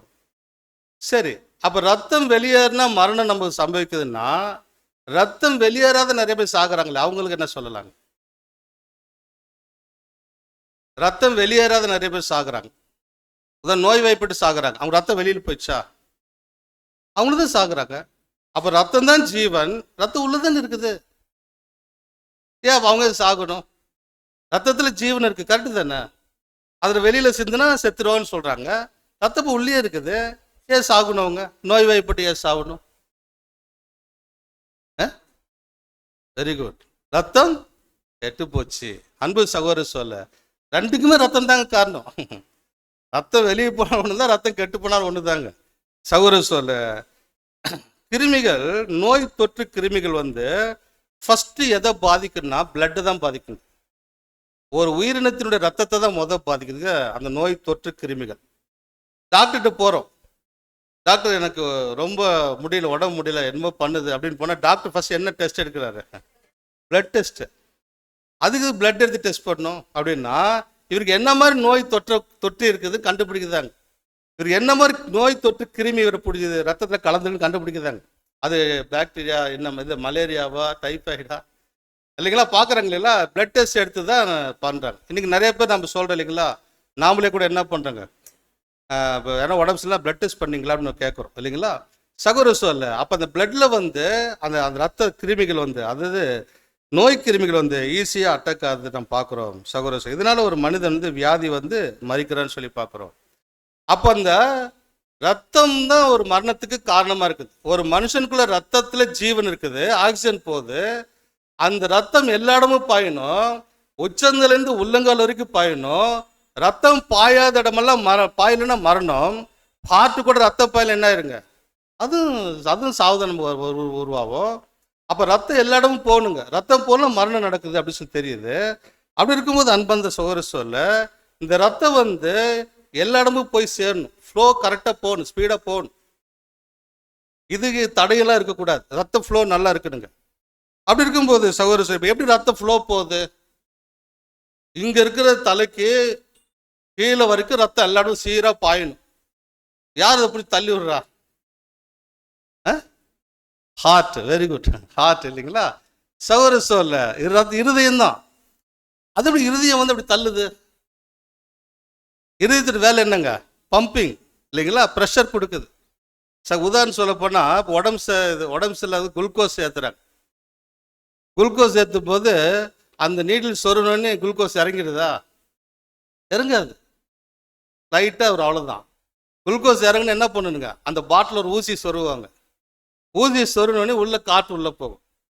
காற்று உள்ளே போனோடனே அந்த வெட்டி எடுத்து காற்று நிரப்ப ஆரம்பிக்கும். நிரப்பினோடனே ப்ரெஷர் அழுத்தம் வரும். குளுக்கோஸுக்கு அழுத்தம் வரும். அழுத்தம் வரும்போது தண்ணி வெளியில் வரும். குளுக்கோஸ் வாட்டர் வெளியில் தள்ளி விட முடியும். ப்ரெஷர் கொடுக்கும். அப்போ வந்து அந்த கண்ட்ரோல் பண்ணிக்கலாம். சொட்டு அதிகமாக வேணுமா கம்மியாக வேணுமா நம்ம கண்ட்ரோல் வச்சுக்கலாம். சகோதர ஒரு ப்ரெஷர் அது போல் நம்ம உடலில் தேவன் வச்சிருக்கிற அந்த ப்ரெஷர் பம்பு அதுதாங்க இருதயம் இல்லைங்களா? அந்த மோட்ரு கீழே இருக்கிற சம்பில் இருக்கிற தண்ணி மேலே எத்தனை ஒரு மோட்ரு வைக்கிறாங்க இல்லைங்களா? அது போல் உடல் முழுதும் ரத்தம் சீராக ஃப்ளோ ஆகணும்னா தேவன் வச்சிருக்கிற அந்த பம்பு தான் அந்த ஹார்ட்டில் இருக்கிற ப்ரெஷர் பம்ப் அப்படின்னு சொல்லி பார்க்குறோம். அன்பு சகோதர சொல்ல இவ்வாறாக தேவன் வந்து இருதயத்துக்கு இந்த ரத்தத்தை இருதயத்து மூலியமாக ரத்தத்தை கொண்டு போறார். அதில் கழிவுகளை வந்து ரத்தம் வந்து தள்ளுது இல்லைங்களா? கழிவுகள் அகற்றி சுத்தமான ரத்தமாக சுத்திகரிக்கிறதை நாம் பார்க்குறோம். அன்பு சகோதர சொல்ல இந்த ரத்தம் வந்து பார்க்கும்போது கர்த்தர் சொல்றாரு, மத்தேயு 5:17 வாசி. நியாயப்பிரமாணத்தை ஆனாலும் தீர்க்க தரிசனங்களை ஆனாலும் அழிக்கிறதற்கு வந்தேன் என்று எண்ணிக்கொள்ளாதேயுங்கள். அழிக்கிறதற்கு அல்ல, நிறைவேற்றுகிறதற்கே வந்தேன். கர்த்தர் சொல்றாரு, நான் நிறைவேற்ற தான் வந்தேன், அழிக்கிறதுக்கு வரல அப்படின்னு சொல்றாரு. நியாயப்பிரமாணத்தாலும் தீர்க்க தரிசனம் நிறைவேற்ற தான் வந்தேன், இல்லையா, அழிக்க வரல அப்படி சொல்லும்போது அப்போ எதனால கர்த்தர் அப்படி சொல்லுன்றதை நம்ம உள்ள டீப்பாக பார்த்துக்கிறோம். அன்பு சகோதர சொல்ல இதை குறித்து 7ஆம் தூதர் சொல்லும்போது ரீபின்ஸ் நம்பர் 10-13 தமிழில் வந்து இந்த புத்தகத்தில் வந்து பேஜ் நம்பர் 37. நிழலான பஸ்காவில் ஆட்டுக்குட்டியானது புசிக்கப்பட்டது, ஆனால் ரத்தம் புசிக்கப்படவில்லை. நிழலான பஸ்கால கூட ஆட்டுக்குட்டி புசிக்கப்பட்ட ரத்தம் சாப்பிட அனுமதி கொடுக்கல. ரத்தத்தை புசிப்பதற்கு எந்த இஸ்ரவேலனும் அனுமதிக்கப்படவில்லை. ரத்தத்தை புசிப்பது எந்த இஸ்ரவேலும் அனுமதிக்கப்படவில்லை. இக்காரியமானது எப்படி அனைவரும் மனுஷகுமாரனுடைய மாம்சத்தை புசிப்பார்கள், ஆனாலும் அனைவருமே அவருடைய இரத்தத்தை பானம் பண்ண அல்லது அவரது மரணத்தில் பங்கெடுக்க கூடாது என்பதற்கு அடையாளமாய் இருக்கின்றது. சகோதர அப்ப நல்லா தெரிஞ்சுக்கணும், கர்த்தர் ஏன் அந்த வார்த்தையை சொன்னாரு அப்படின்னு சொல்லி பார்த்தீங்கன்னா, இந்த கட்டளை மனுக்குலத்துக்கு அல்ல, இரண்டாவது மனுக்குலத்துக்கு அல்ல, இரண்டாவது விசேஷித்த ஜனம் அவருடைய சீஷர்களுக்கு மட்டுமே இந்த அழைப்பு கொடுத்தாரு கர்த்தர். சகோதர சோழர்ல அந்நிய மாமிசம் அதனுடைய ரத்தத்தை நீங்க புசிக்காதீங்க. அது விலங்கு, அது மாமிசம் வந்து விலங்குடைய ரத்தம் அது அப்படி சொல்லி உலக ஜனங்களுக்கு கொடுத்தாரு. நீங்க வந்து மாமிசம் மட்டும் சாப்பிடுங்க, புரோட்டீன் சாப்பிடுங்க. அது வந்து நீ மனுஷன், ஆதாம்ல வந்த மனுஷன், அந்த மனுஷனை வந்து நீ விலங்குடைய ரத்தத்தை குடிக்காத அப்படிங்கிறார் சகோதர சொல்ல. அது உலகத்துக்கு சொன்னார். ஆனா 2ஆம் உலகத்தில் இருந்த சீஷர்களுக்கு, ஒரு குறிப்பிட்ட சீஷர் நமக்கு மட்டும் என்ன சொல்றான்னு பார்த்தீங்கன்னா, நீங்க வந்து நமக்கு அந்த மிருகத்துடைய ரத்தத்தை குடிக்க வேண்டாம், ஏன் ரத்தத்தை பானம் பண்ணுங்கன்னு சொன்னார். ஏன்னா நீங்கள் என்னுடைய சரீரமா மாற போறீங்க. சகோதர சொல்ல என்னுடைய ஜீவன் தலைக்கு வந்து ஏ பாசிட்டிவ்டா உடம்புக்கு வந்து பி பாசிட்டிவா இருக்குமா? ரெண்டு ஒன்னா தானே இருக்கணும். தலை கிறிஸ்துவோடைய ரத்தமே தான் நமக்கு வரணும் இல்லைங்களா? சகோதர சொல்ல மிருகத்துடைய ரத்தம் உங்களுக்கு வேண்டாம். நீங்கள் வந்து புது சிருஷ்டிகள், நீ கிறிஸ்துவின் சரீரமா மாறினால உங்களுக்கு புது சிருஷ்டிகளுக்கு மட்டும், குறிப்பிட்ட சில ஜனங்களுக்கு மட்டும், அந்த சிறுமந்தைக்கு மட்டும் கர்த்தர் சொல்றாரு, நீங்கள் என்ன பண்ணுங்கன்னா என்னுடைய ரத்தத்தை நீங்கள் பானம் பண்ணுங்க அப்படின்னு சொல்றதை நான் பார்க்குறோம். அன்பு சகோதர சொல்ல ரீபின்ஸ் நம்பர் 10-13 வாசிச்சா. நியாயப்பிரமாணம் சொல் 2ஆவது ஸ்லைடு வாசிங்க, அதே வாசிங்க. நமது கர்த்தர் தமது இரத்தத்திற்கு அடையாளமான திராட்சரசத்தை யாருக்கு கொடுத்தாரோ அவர்களே அவரது மரணத்தில் பங்கெடுப்பதற்கும் பங்கு அடைவதற்கும் அழைக்கப்பட்டனர் மற்றும் இது ஏற்றதுமாகும். ஏனெனில் அவர்கள் அவரது சரீரத்தின் அங்கத்தினர்களாக இருக்க போகின்றனர். பார்த்தீங்களா சகோதர சோலை, நமது கர்த்தர் தமது ரத்தத்திற்கு அடையாளமாக திராட்சரசை யாருக்கு கொடுத்தாரோ, யாருக்கு கொடுத்தார்? கண்டவுல ஜனங்கள் எல்லாத்துக்குமே வா, சீஷர்களுக்கு மட்டும்தாங்க. அது மேலிட்டால் யாருக்கு கொடுத்தாரு? சீஷர்கள் மட்டும்தான் கொடுத்தாரு. அவளுக்கு மட்டும்தான் அந்த கட்டளை. யாருக்கு கொடுத்தாரோ அவர்களே அவரது மரணத்தில் பங்கெடுப்பதற்கும் பங்கடைவதற்கும் அழைக்கப்பட்டுள்ளனர் மற்றும் இது ஏற்றதுமாகும். ஏனெனில் அவர்கள் அவரது சரீரத்தின் அங்கத்தினராக இருக்க போகின்றனர். சகோதர சொல், அந்த சரீரத்தின் அங்கத்தினர் நான் மாற போறோம். சகோதர சொல்ல, இது கர்த்தர் பேசும்போது மேல்வீட்டர்ல என் ரத்தத்தை பான பண்ணுன்னு சொல்லி எல்லாத்துக்குமே சொல்லல. யாருக்கு சொன்னாருங்க? சீஷருக்கு மட்டும் சொன்ன வார்த்தை. சகோதர சொல்ல, அந்த சீஷரை ஓட்ட நிறைய பேர். சகோதர சொல்ல பாருங்க, அப்படி இருக்கும்போது அந்த சீஷருக்கு மட்டும் சொல்லப்பட்ட வார்த்தை அவருடைய சரீரத்துல நாம் அங்கத்தினராக இருக்கிறனால தான். அன்பு சகோதர சொல்ல, கர்த்தர் நியாயப்பிரமாணத்தின்படி மாம்சத்தை புசிக்கலாம். உலகத்தின் ஜனங்களுக்கு மாம்ச புசிக்க சொன்னாரு. ரத்தத்தை பானம் பண்ணணும்னு சொன்னார். ஏன் சொன்னார்னு சொல்லி பார்த்தீங்கன்னா சகோதர சொல்ல, அது விலங்கினுடைய மாமிசம். அன்பு சகோதர சொல்ல, மிருகத்தினுடைய மாமிசம். ரத்தத்துல பார்க்கும்போது ஹார்மோன்ஸ் இருக்குங்களா? ஹார்மோன்ஸ் அப்படின்னா என்ன சொல்லாங்க? ஹார்மோன்ஸ்னா தமிழ்ல சுரப்பிகள் சொல்லலாமா? சுரப்பிகள். சுரப்பிகள் மூலிமா என்னென்ன சுரக்குது அப்படின்னு சொல்லி பார்த்தீங்கன்னா, ரத்தத்தின் மூலியமாக ஒரு மனிதருக்கு சாதாரணமாக பிளட்ல ஹார்மோன்ஸ் இருக்குது. ஹார்மோன்ஸ்னா சுரப்பிகள். அந்த சுரப்பிகள் என்ன பண்ணுதுன்னா உணர்வுகளை வெளிப்படுத்துது. சுரப்பிகள் மூலம் உணர்வுகள் வெளிப்படுத்துது. ஃபீலிங்ஸ் இல்லைங்களா? குணங்கள். இப்போ மிருகத்தின் ரத்தத்தை குடிச்சா மனுஷனுக்கு எந்த உணர்வுகள் வெளிப்படும்? மிருகத்தின் உணர்வு தான் வெளிப்படும். நல்லா பாருங்க, உலகத்தில் நிறைய பேர் பேசுவாங்க மனுஷனாவே மிருகன்வாங்க. கேள்விப்பட்டிருக்கீங்களா? ஏன்னா அவர் மிருகத்தனமா இருக்கிறார். அதனால கர்த்தர் சொல்றாரு, அது விலங்கு, மிருகத்துக்கு கொடுக்கப்பட்ட ரத்தம். அது நீங்க அது ரத்தத்தை புசிக்காதீங்க. அதனுடைய குணம் உங்களுக்குள்ள வந்துடும்.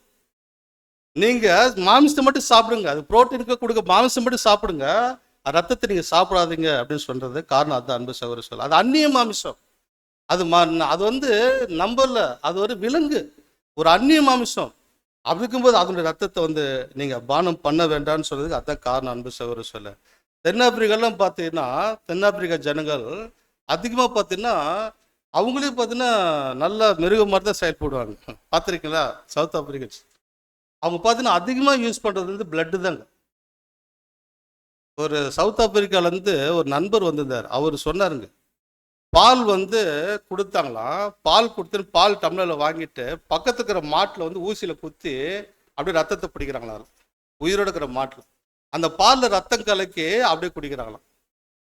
அந்த பிளட்டு கலந்து குடிக்கிறது அந்த சவுத் ஆப்பிரிக்கன்ஸ் அவ்வளோ விரும்பி சாப்பிட்டு தான் சொல்கிறாங்க. சகோதர சொல்ல, அது ஒரு மிருகத்தினத்தை நமக்குள்ள உண்டாக்கும் அப்படி சொல்லி பார்க்குறோம். சகோதர சொல்ல, அது நாம் சாப்பிடக்கூடாது அப்படி சொல்லி பார்க்குறோம். ஸ்லைடு 3ல் பார்க்கலாம். சகோதரர் 7ஆம் துறை என்ன சொல்றேன்னு பார்க்கலாம். 10-13 பேஜ் நம்பர் 38. அவரது மாம்சத்தை புசிக்கிறவர்கள், அதாவது அவரது புண்ணியங்களை தங்களுடையதாக்கிக் கொள்பவர்கள் நீதிமானாக்கப்பட்டவர்கள், மற்றும் அவரது இரத்தத்தை பானம் பண்ணுபவர்கள், அதாவது தங்கள் நீதிமானாக்கப்பட்ட மனுஷீகத்தை அவரது சேவையில் பலியாக கொடுப்பதன் வாயிலாக அவரது பலியில் அவரோடு கூட பங்கெடுப்பவர்கள் மாத்திரமே கிறிஸ்துவனுடைய ஒரே சரீரத்தின் அங்கத்தினர்கள் என, மெய்யான திராட்சை செடியின் அங்கத்தினர்கள் என அவரில் நிலைத்திருப்பார்கள். இப்படியானவர்கள் மாத்திரமே தன்னில் தானே ஜீவன் உடையவர்களாய் ஆக முடியும். அதாவது எதையும் சார்ந்திராத ஜீவனை, அழியாமையை பெற்றுக்கொள்ள முடியும். இயேசுவின் இரத்தமானது உலகத்தாருக்காக மாத்திரமல்லாமல் யூதர்களுக்காகவும் பாவங்களுக்கான மன்னிப்பை பேசுகின்றது. அந்த இரத்தமானது 1000 வருட ராஜ்யத்தின் போது தேவனுடன் ஒப்புரவாகிக் கொள்வதற்கான முழு வாய்ப்பை குறித்து பேசுகின்றது.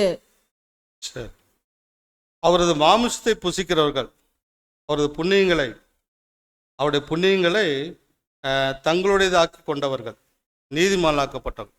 சகோதர சொல்ல கர்த்தருடைய மாமிசத்தை புசிக்கிறது என்னன்னா நம்ம ஜீவன் பெற்றுக்கிறோம். சகோதர சொல்ல முதலாவது அப்பம் நமக்குள்ள வருது, அதை தொடர்ந்து ரத்தம் வருது. ரத்தம் என்னன்னா பெற்றுக்கொண்ட ஜீவனை பலியாக்கணும் இயேசு போல. இப்போ நம்ம இருக்கிற ஜீவன் நம்மளுடைய ஜீவனில் கர்த்தருடைய ஜீவன் நம்ம பெற்றுக்கிறோம். இதை கர்த்தருக்காக பலி செலுத்துறோம் நம்ம.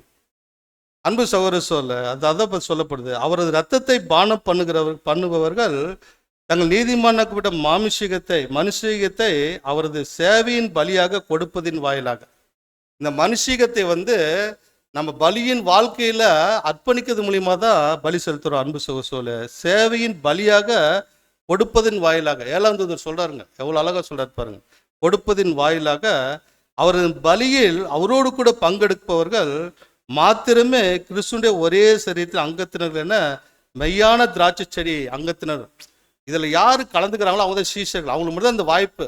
அப்பமும் திராட்சை ரசமும். அன்பு சகோதர சொல்ல மற்றவங்களுக்கு கிடையாதுங்க. முழு உலகத்துல கூட அவங்களுக்கு அப்பம் மட்டும்தான், அவங்களுக்கு ரசம் கிடையாது. அவங்களுக்கு இந்த கர்த்தருடைய மரணம் அவங்களுக்கு கிடைக்குது, அவ்வளவுதான். நீதிமான் நிலைமை போறாங்க, அவ்வளவுதான். ஆனா சகோதர சொல்ல அந்த ஜீவ பலி அவங்களுக்கு இல்லைங்க. சகோதர சொல்ல அப்படி இருக்கும்போது அவரது பலியில் அவரோடு கூட பங்கெடுப்பவர்கள் மாத்திரமே கிறிஸ்துடைய ஒரே சரீரத்தின் அங்கத்தினர்களாக, அந்த சரீரத்தில் நம்ம ஒன்னா இணைய போறோம். மெய்யான திராட்சை செடியின் அங்கத்தினர்கள் எனும். அந்த திராட்சை செடியில நம்ம அங்கத்தினராக மாறுறோம். அவரில் நிலைத்திருப்பார்கள் சொல்றாரு. சகோதர சொல்ல இப்படியானவர்கள் மாத்திரமே தன்னில் தானே ஜீவனுள்ளாய் ஆக முடியும். அப்படின்னா அழியாமைக்குள்ள போக முடியும். யார் தன்னில் தானே ஜீவனுள்ளா இருக்கிறாரு? இதாவாகிய தேவன், இல்லைங்களா? அதே போல தன்னில் தானே ஜீவனுள்ளாய் ஆக முடியும். அதாவது எதையும் சார்ந்திராத ஜீவனையும் அழியாமையும் பெற்றுக்கொள்ள முடியும். யாரும் சார்ந்துக்குன்னு அவசியம் இல்லை, யாரும் ஜீவன் கொடுக்க அவசியம் இல்லை, அதை நான் பெற்றுக்கொள்ள முடியும் அப்படின்னு சொல்லி பார்க்குறோம். சரி, இவ்வாறாக அன்பு சகோதர சொல்ல அப்போ அந்த நித்திய ஜீவன் அவருடைய மாமிசத்தை நம்ம புசிக்கும் போது அந்த ஜீவன் நமக்கு கிடைக்குது. எப்படி கிடைக்குதுன்னா ஒரு நீதிமானாக்கப்பட்ட நிலைமைக்கு நம்ம வரோம். அதை தொடர்ந்து அந்த பெற்ற ஜீவனை அவருடைய புண்ணியங்களை அறிவிக்கிறதுக்காக பலி செலுத்தணும். நம்ம அதை பலி செலுத்தும் போது அழியாமைக்குரிய ஜீவன்களை பிரவேசிக்கிறோம். இப்ப திரள் கூட்டம் அதை வாங்கிட்டாங்க, ஆனா அந்த பலி செலுத்தல. அவங்க இது எப்படின்னா நித்திய ஜீவனோடு நின்றுட்டாங்க, அழியாமைக்குள்ள கடந்து போக நிற்கிறாங்க. சகோதர சொல்ல இவராக அந்த பலியின் புண்ணியத்தை அறிவிக்கும் போது முதலாவது அப்பம் பெற்ற நாம திராட்சரசம் பாடுகளை கடந்து போகணும். சகோதர சொல்ல இது ரெண்டும் போகும்போது ரத்தம் வரும்போது தான் சுத்திகரிப்பு ஸ்டார்ட் ஆகும். ரத்தம் வரும்போது அப்படின்னும் போது அவருடைய ஜீவன் நமக்குள்ள வரும்போது தான் நமக்குள்ள சுத்திகரிப்பு ஸ்டார்ட் ஆகுங்க. சகோதர சொல்ல என்ன மாதிரி சுத்திகரிப்பு அப்படின்னு சொல்லி பார்க்கும்போது நம்மள்ட்ட இருக்கிற தேவையில்லாத குணலட்சணங்கள், இல்லைங்களா, அதெல்லாம் நம்மகிட்ட அகல ஆரம்பிக்கும். எப்படி அந்த ரத்தத்தில் இருக்கிற இருதயம் என்ன பண்ணுதுன்னா ரத்தத்துல கழிவுகளெல்லாம் வெளியில் தள்ளுது, இல்லைங்களா?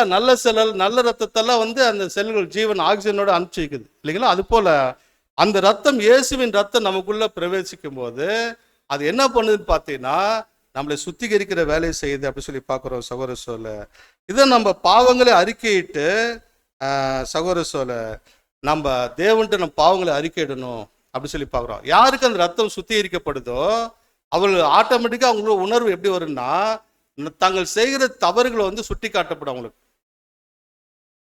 சகோதர சொல்ல அப்ப நம்ம யாருக்கு விரோதமா பாவம் செய்யறோம்? நம்ம யாருக்கு விரோதமா பாவம் செய்யறோம்? தேவனுக்கு விரோதமா பாவம் செய்யறோம். அவ்வளவு பெரிய ஆளா? தேவனை எதிர்த்து நிக்கிறோம் நாம? நீங்க சொல்றது கரெக்டு தான், நினைக்கிறதுலாம் கரெக்டு தான். அன்பு சகோதர சொல்ல தேவனை எதிர்த்து நம்ம நிற்கவும் முடியாது, நிற்க மாட்டோம் நம்பலாம். அந்த மாதிரி என்ன நமக்கு திருப்பி வராது, யாருக்கும் வராது. தேவனை எதிர்த்து பாவம் செய்யற மாதிரி நம்ம யாருக்கு எதிர்த்து பாவம் செய்யறோம்னா நம்ம உடன் சகோதர சகோதரிக்கு எதிர்த்து நம்ம பாவம் செய்யறோம், இல்லைங்களா? அவளுக்கு எதிராக புறம் கூறுறோம், அவளுக்கு எதிராக தவறான பேச்சுகள், தவறான செயல்கள், தவறான கிரியைகள், இல்லைங்களா? இதெல்லாம் யாருன்னா நம்ம உடன் மனுஷனுக்கு தாங்க. அவங்களுக்கு எதிராக தான் நம்ம செயல்படுறது எல்லாமே செய்யறோம். இதை வந்து அந்த ரத்தம் உள்ள போகும்போது, சுத்திகரிப்பின் வேலை நடக்கும்போது, அதை உணர்ந்த ஜனங்கள், நமக்குள்ள அது கிரியேஷன் செக் பண்றோம். நம்ம உணர்ந்த ஜனங்கள் அவளுக்கு போய் ஒப்புரவாகணும். அன்பு சகோதர சோழ அதான் கர்த்தர் சொல்றாரு, அவளோட ஒப்புரவாகணும். அந்த சகோதர சோழர்கள் மீது இல்லை மற்ற ஜனங்கள் மீதோ சகோதர சோழ தன் பாவங்களை தன் செய்கிற தவறு அறிக்கை செய்யணும்னு சொல்றார். எவ்வளோ ஒரு விஷயம் பார்த்தீங்களா? சகோதர சோழ நாம் என்ன சொல்லுவோம், யார்கிட்ட வேணாலும் சொல்கிறேன், அங்கே மட்டும் நான் சொல்ல மாட்டேன் இல்லைங்களா? அப்படிதான் நாம் இயற்கையாக பேசுவோம். ஆனால் வசனம் சொல்லுது அறிக்கை இட வேண்டும் அப்படி சொல்கிறாரு. நீ பலிபீடத்துக்கு வந்திருக்கும் போது உன் காணிக்கை செலுத்துறதுக்கு முன்னாடி உன் சகோதரனுக்கு ஏதாவது குறை உண்டா முதல்ல சரி பண்ணிட்டு வா, அப்புறம் வந்து என் காணிக்கை நான் எடுத்துக்கிறேன்னு சொல்கிறார். கரெக்டா? சகோதர சொல்ல அவ பாருங்க, இந்த ரத்தம் சுத்திகரிப்பின் வேலையை செய்கிறது அப்படி சொல்லி பார்க்குறோம். ரத்தத்தில் வந்து அந்த பாவம் மன்னிப்பை பெற்றுக் கொடுக்குதுங்க ரத்தம். சகோதர சொல்ல அது நம் பாவம் மன்னிப்பை கொடுக்குதுங்க. பிளட்டு போகலைன்னா சுத்திகரிப்பு நடக்காது. பிளட்டு போனதான் நமக்குள்ள இப்போ இருக்குது, தெளிக்கப்பட்டாச்சு, நம்மளுள்ள உள்ள ரத்தம் போயிடுச்சுங்க. இப்போ அதனால தான் வந்து அடையாளத்துக்கு நம்ம ரத்தத்தை வாங்குறோம். திராட்சரச ரத்தமாக பானம் நாங்கள் பங்குதாரர்கள், நாங்கள் நம்ம குடிக்கிறோம். நம்ம எல்லாருமே நமக்குள்ள போனனால தான் நமக்குள்ள குத்தப்படுது. சில விஷயங்கள் நமக்குள்ள குத்தப்பட்டு நம்ம ஒப்புரவுக்கு முயற்சி எடுக்கிறோம். நாம் அன்பு சகோதர சொல்ல அப்போ அந்த பாவத்துக்கான பாவ மன்னிப்பு கூட ரத்தம் தான் பெற்றுக் கொடுக்குது அப்படி சொல்லி பார்க்குறோம். ரத்தத்தில் 3 அணுக்கள் இருக்குது இல்லைங்களா? அது என்னென்னு தெரியுங்களா? Blood test, platelets. சகோதர சொல்ல WBC RBC இல்லை ஒயிட் பிளட் கார்பசல்ஸா, அப்போ ரெட் பிளட் கார்பசல்ஸா கரெக்டுங்களா? மருத்துவத்துறையில் நிறைய பேர் இருக்கீங்க. வெள்ளை அணுக்கள், சிகப்பு அணுக்கள், அப்புறம் பிளேட்லெட்ஸ் இல்லைங்களா? ரத்த தட்டுக்கள், ரத்த சிறு தட்டுக்கள், கரெக்டுங்களா சகோதரர்? இதெல்லாம் வந்து ரத்தத்தில் இருக்குதுங்க. இதில் வந்து பார்க்கும்போது WBC வெள்ளை அணுக்கள், வெள்ளை அணுக்கள் வந்து அதோட வேலை என்னன்னா, அது போர் வீரன் மாதிரிங்க. நம்ம உடம்புல வந்து தேவையில்லாத கிருமி உள்ள வந்துச்சுன்னா அது கண்டுபிடிச்சி ஃபைட் பண்ணும். அதை ஃபைட் பண்ணி அது கொண்டுருங்க. அது அதோட வேலை. வெள்ளை அணுக்களோட வேலை என்னங்க? உடம்புல வர எதிரிகள், கெட்ட கிருமிகளை வந்து அழிச்சிடும். இப்போ வந்து அம்மா இருக்குது இல்லையா? அம்மைக்கெல்லாம் ஊசி போடுறாங்க, அம்மை ஊசி போடுறாங்க. அம்மை ஊசியில் என்ன போடுறாங்க? அம்மையோட கிருமியை தான் உள்ள செலுத்துறாங்க. கொஞ்சமாக எடுத்து அந்த குழந்தைக்கு கொடுக்குறாங்க. ஏன்னா நம்ம உடம்புல இருக்கிற வெள்ளை அணுக்கள், தேவனுடைய படைப்பு பாருங்க, இவ்வளோ பிரமிக்கத்தக்கமாக இருக்குது பாருங்க. உடம்புல இருக்கிற வெள்ளை அணுக்களோட வேலை என்னன்னு பார்த்தீங்கன்னா, அந்த கிருமியை வாங்கினோடனே உடனே ஒரு ஃபார்முலா ரெடி பண்ணிட்டு டக்கு ரெடி பண்ணுது. இது மாதிரி இதான், இது எப்படி அடிக்கலாம்னு சொல்லி பிளான் பண்ணுது.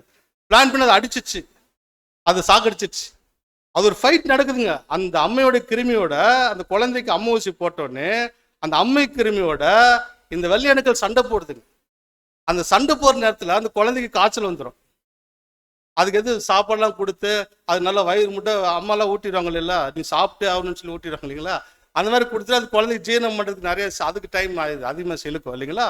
அதுக்கு காய்ச்சல் வந்து எது சாப்பிடாத மாதிரி படுக்க வச்சுருவாங்க. அந்த அந்த அணுக்கு உள்ள இருக்கிற பாடி செய்ய அந்த வேலையை அது படுத்துரும். படுத்த உடனே அந்த 2 நாள் காய்ச்சல் இருக்கும். அந்த 2 நாள் ஃபைட் நடந்துட்டு இருக்குதுங்க. 2 நாள் கழிச்சு ஃபீவர் சரியா இருங்க அப்படின்னா வெள்ளை அணுக்கள் ஜெயிச்சிச்சு, அந்த கிருமியில கொண்டுச்சுன்னு அர்த்தம். அந்த வெள்ளை அணுக்களுக்கு என்ன ஒரு கேரக்டர் இருக்குதுன்னு பார்த்தீங்கன்னா, ஒரு முறை அடிச்சிருச்சுன்னா மறக்கவே மறக்காது. அந்த கிருமி எப்போ வந்தாலும் அடிக்காது. நல்லா தெரிஞ்சு வச்சுக்கோம், இந்த கிருமியா, இதுக்கு இதுதான் அடி, முடிஞ்சது, ஸ்டாப், முடிச்சிடும், க்ளோஸ் பண்ணிடும். அந்த பவர் வந்து அந்த வெள்ளை அணுக்களுக்கு WBCக்கு மட்டும் இருக்குது அப்படின்னு சொல்லி மெமரி பவர் அதுக்கு இருக்குன்னு சொல்லி பார்க்குறோம். அன்பு சகோதர சொல்ல இவராக அது எதிர்த்து நிற்கக்கூடிய அந்த கிருமிகளை வந்து அடிக்கக்கூடிய அந்த பவர் இருக்குதுங்க. அதாவது குழந்தைகளுக்கு தடுப்பூசி போடும்போது ஒரு முறை போட்டால் போதுங்க, வருஷம் மாதம் போடணும் அவசியம் இல்லைங்க. ஒரு முறை அந்த தடுப்பூசி போட்டாவே அந்த பாடி வந்து அதை எடுத்துக்க சொல்லி பார்க்குறோம். அன்பு சகோதர சொல்ல இவராக அந்த சத்தம் வந்து நமக்குள்ள வந்து நிறைய கிருமிகள் உள்ள வராத மாதிரி பாதுகாப்பு கொடுக்குது. அந்த வெள்ளை அணுக்கள் வந்து பாதுகாப்பு. அது போலதான் அன்பு சகோதர சொல்ல 1,44,000 பேர் சபை, 1,44,000 பேருக்கு 44,000 பேருக்கு ஒவ்வொருத்தருக்கும் ஒவ்வொரு விதமான பிரச்சனைகள் இருக்குது. ஒவ்வொருத்தரும் ஒவ்வொரு விதமான பலவீனத்தில் சிக்கிட்டு இருக்கிறாங்க. 1,44,000 பேருமே அப்படின்னு வந்தவங்க தாங்க எல்லாருமே. யாருமே நான் வந்து பலவீனமே கிடையாது, நான் பக்காவாக இருக்குன்னு யாருமே சொல்ல முடியாது. எல்லாத்துலையும் ஒரு பலவீனத்தில் சிக்கிட்டு இருக்கிறாங்க எல்லாருமே. 1,40,000 ஒவ்வொருத்தருக்கும் ஒவ்வொரு பலவீனம் இருக்கும்போது சகோதர சொல்ல 1,40,000 தலை இருக்கிறாரு பார்த்தீங்களா, 1,40,000 பலவீனங்களும் ஒருத்தரே வச்சிருந்தாருங்க. அவர் ஒருத்தருக்கு 1,40,000 என்ன பலவீனம் இருந்துச்சோ அத்தனை பலவீனம் அவர் சந்திச்சாரு. இப்ப நமக்கெல்லாம் ஒவ்வொருத்தருக்கும் ஒரு பலவீனம் இருக்குது. ஆனா நம்முடைய தலைக்கு எல்லா பலவீனம் தெரிஞ்சவரா இருந்தாரு. எல்லா பாவங்களையும் எல்லா பலவீனங்களையும் மனுஷனுடைய கஷ்டங்களை நன்கு அறிந்தவரா இருந்தார். அன்பு சகோதர சொல்ல, இந்த தலையிலேருந்து ரத்தம் வருதுன்னா புது சிஷ்யா நமக்கு தலையிலேருந்து தான் ரத்தம் வருதுங்க இப்ப, இல்லைங்களா சகோதர சொல்ல? தலையிலேருந்து ரத்தம் வருதுன்னா அந்த ரத்தம் வந்து இங்கவே சரி பண்ணுது, எல்லாத்தையும் சந்திச்சிச்சு. இந்த ரத்தம் எல்லா WBC மாதிரி எல்லா கிருமி பார்த்த தலை இது, இல்லைங்களா? உலகத்துக்கு அத்தனை பாவத்தை செஞ்சுட்டு தலை இது. அந்த தலை வழியா ரத்தம் வருது, இல்லைங்களா? அந்த தலை ரத்தம் தான் நமக்கு வருது. அப்படின்னும் போது சகோதர சொல்ல நம்மளும் அதை மேற்கொள்ள முடியும் அப்படி சொல்லி பார்க்குறோம். அந்த நமக்கு ஒரு அந்த நோய் கிருமி ரத்தம், இயேசுவின் ரத்தம் நம்மளை சுத்திகரிக்க ஆரம்பிக்குது. உடனே நம்மளை எந்த ஒரு பாவத்திலும் இல்லாத, எந்த ஒரு உண்மையால அந்த பலவீனங்களை புரிய வச்சு நம்மளை சரி பண்றதை நாம் பார்க்குறோம். அன்பு சகோதர சொல்ல எபிரேயர் 2:18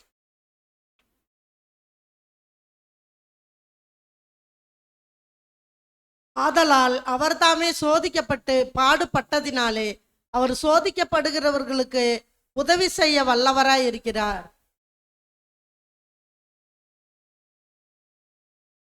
ஆதலால் அவர் தாமே சோதிக்கப்பட்டு பாடுபட்டதுனாலே அவர் சோதிக்கப்படுவதற்கு உதவி செய்ய வல்லவராக. சரியா இருக்கலாம் அந்த வசனம்? அவர் தாமே சோதிக்கப்பட்டு பாடுபட்டதுனால, இல்லைங்களா? அவர் சோதிக்கப்படுவதற்கு வல்லவராக இருக்கிறார் அப்படின்னு சொல்லி பார்க்குறோம். இன்னும் வசனம் அதுலேயே வந்து எபிரேயர் 4:15 வாசிங்க. நம்முடைய பலவீனங்களை குறித்து பரிதபிக்க கூடாத பிரதான ஆசாரியர் நமக்கிராமல் எல்லா விதத்திலும் நம்மை போல் சோதிக்கப்பட்டும் பாவம் இல்லாதவராய் இருக்கிற பிரதான ஆசாரியரே நமக்கு இருக்கிறார்.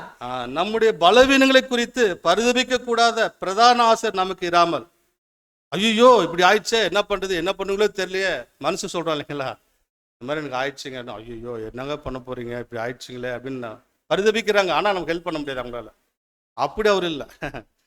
நம்முடைய பலவீனத்தை குறித்து பரிதபிக்க கூடாத பிரதான ஆசாரியர் நமக்கு இராமல் எல்லா விதத்திலும், வாசிங்க சிஸ்டர், எல்லா விதத்திலும் நம்மை போல் சோதிக்கப்பட்டோம் பாவம் இல்லாதவராய் இருக்கிற பிரதான ஆசாரியரே நமக்கு இருக்கிறார். எல்லா விதத்திலும் நம்மை போல் சோதிக்கப்பட்டு பாவம் இல்லாதவரா இருக்கிற பிரதான ஆசாரியர் நமக்கு இருக்கிறார். எல்லா டெஸ்டும் வாங்கி ஜெயிச்சவர் அவருங்க. நான் உலகத்தை ஜெயித்தேன் சொல்றா இல்லைங்களா சகோதர சோழ? எல்லா விதத்திலும் சோதிக்கப்பட்டு ஜெயிச்சவர் சகோதர சோழ. அப்படி இருக்கும்போது பாவம் இல்லாதவரா இருக்கிற பிரதான ஆசாரியர் நமக்கு இருக்கிறார். அந்த WBC வாங்கிச்சு, எல்லாமே வாங்கிடுச்சுங்க. வாங்கிட்டு உள்ள நமக்குள்ள வருது சகோதர. அது அங்கேயே கிருமி இயேசுவின் ரத்தம் வந்து அதே அங்கேயே சரி பண்ணுது நமக்கு. யாருக்கெல்லாம் இந்த ரத்தம் நமக்குள்ள பாயுதோ, ரத்தம் நமக்குள்ள ஃப்ளோ நல்லா ஆகுதோ, ரத்தம் ஃப்ளோ ஆகலைன்னா அந்த இடம் மறிக்குதுங்க. ரத்தம் நல்ல ஃப்ளோ ஆகணும். நமக்கு ரத்தம் ஃப்ளோ ஆனா நம்மள்ட்ட இருக்கிற குறைகள் கண்டுபிடிக்க முடியும், அதை சரி பண்ண முடியும், நமக்குள்ள வெள்ளை அணுக்கள் செயல்படுது சகோதர சொல்ல. இவ்வாறாக கர்த்தருடைய ரத்தம் நம்முடைய பிரதான ஆசிரியர் இருக்கிறதுனால சகோதர சொல்ல நம்ம எல்லா விதத்திலும் நம்ம பாதுகாப்பு கொடுக்குறான்னு சொல்லி பார்க்குறோம். இன்னும் அடுத்து 16 வசனோட வாசிங்க.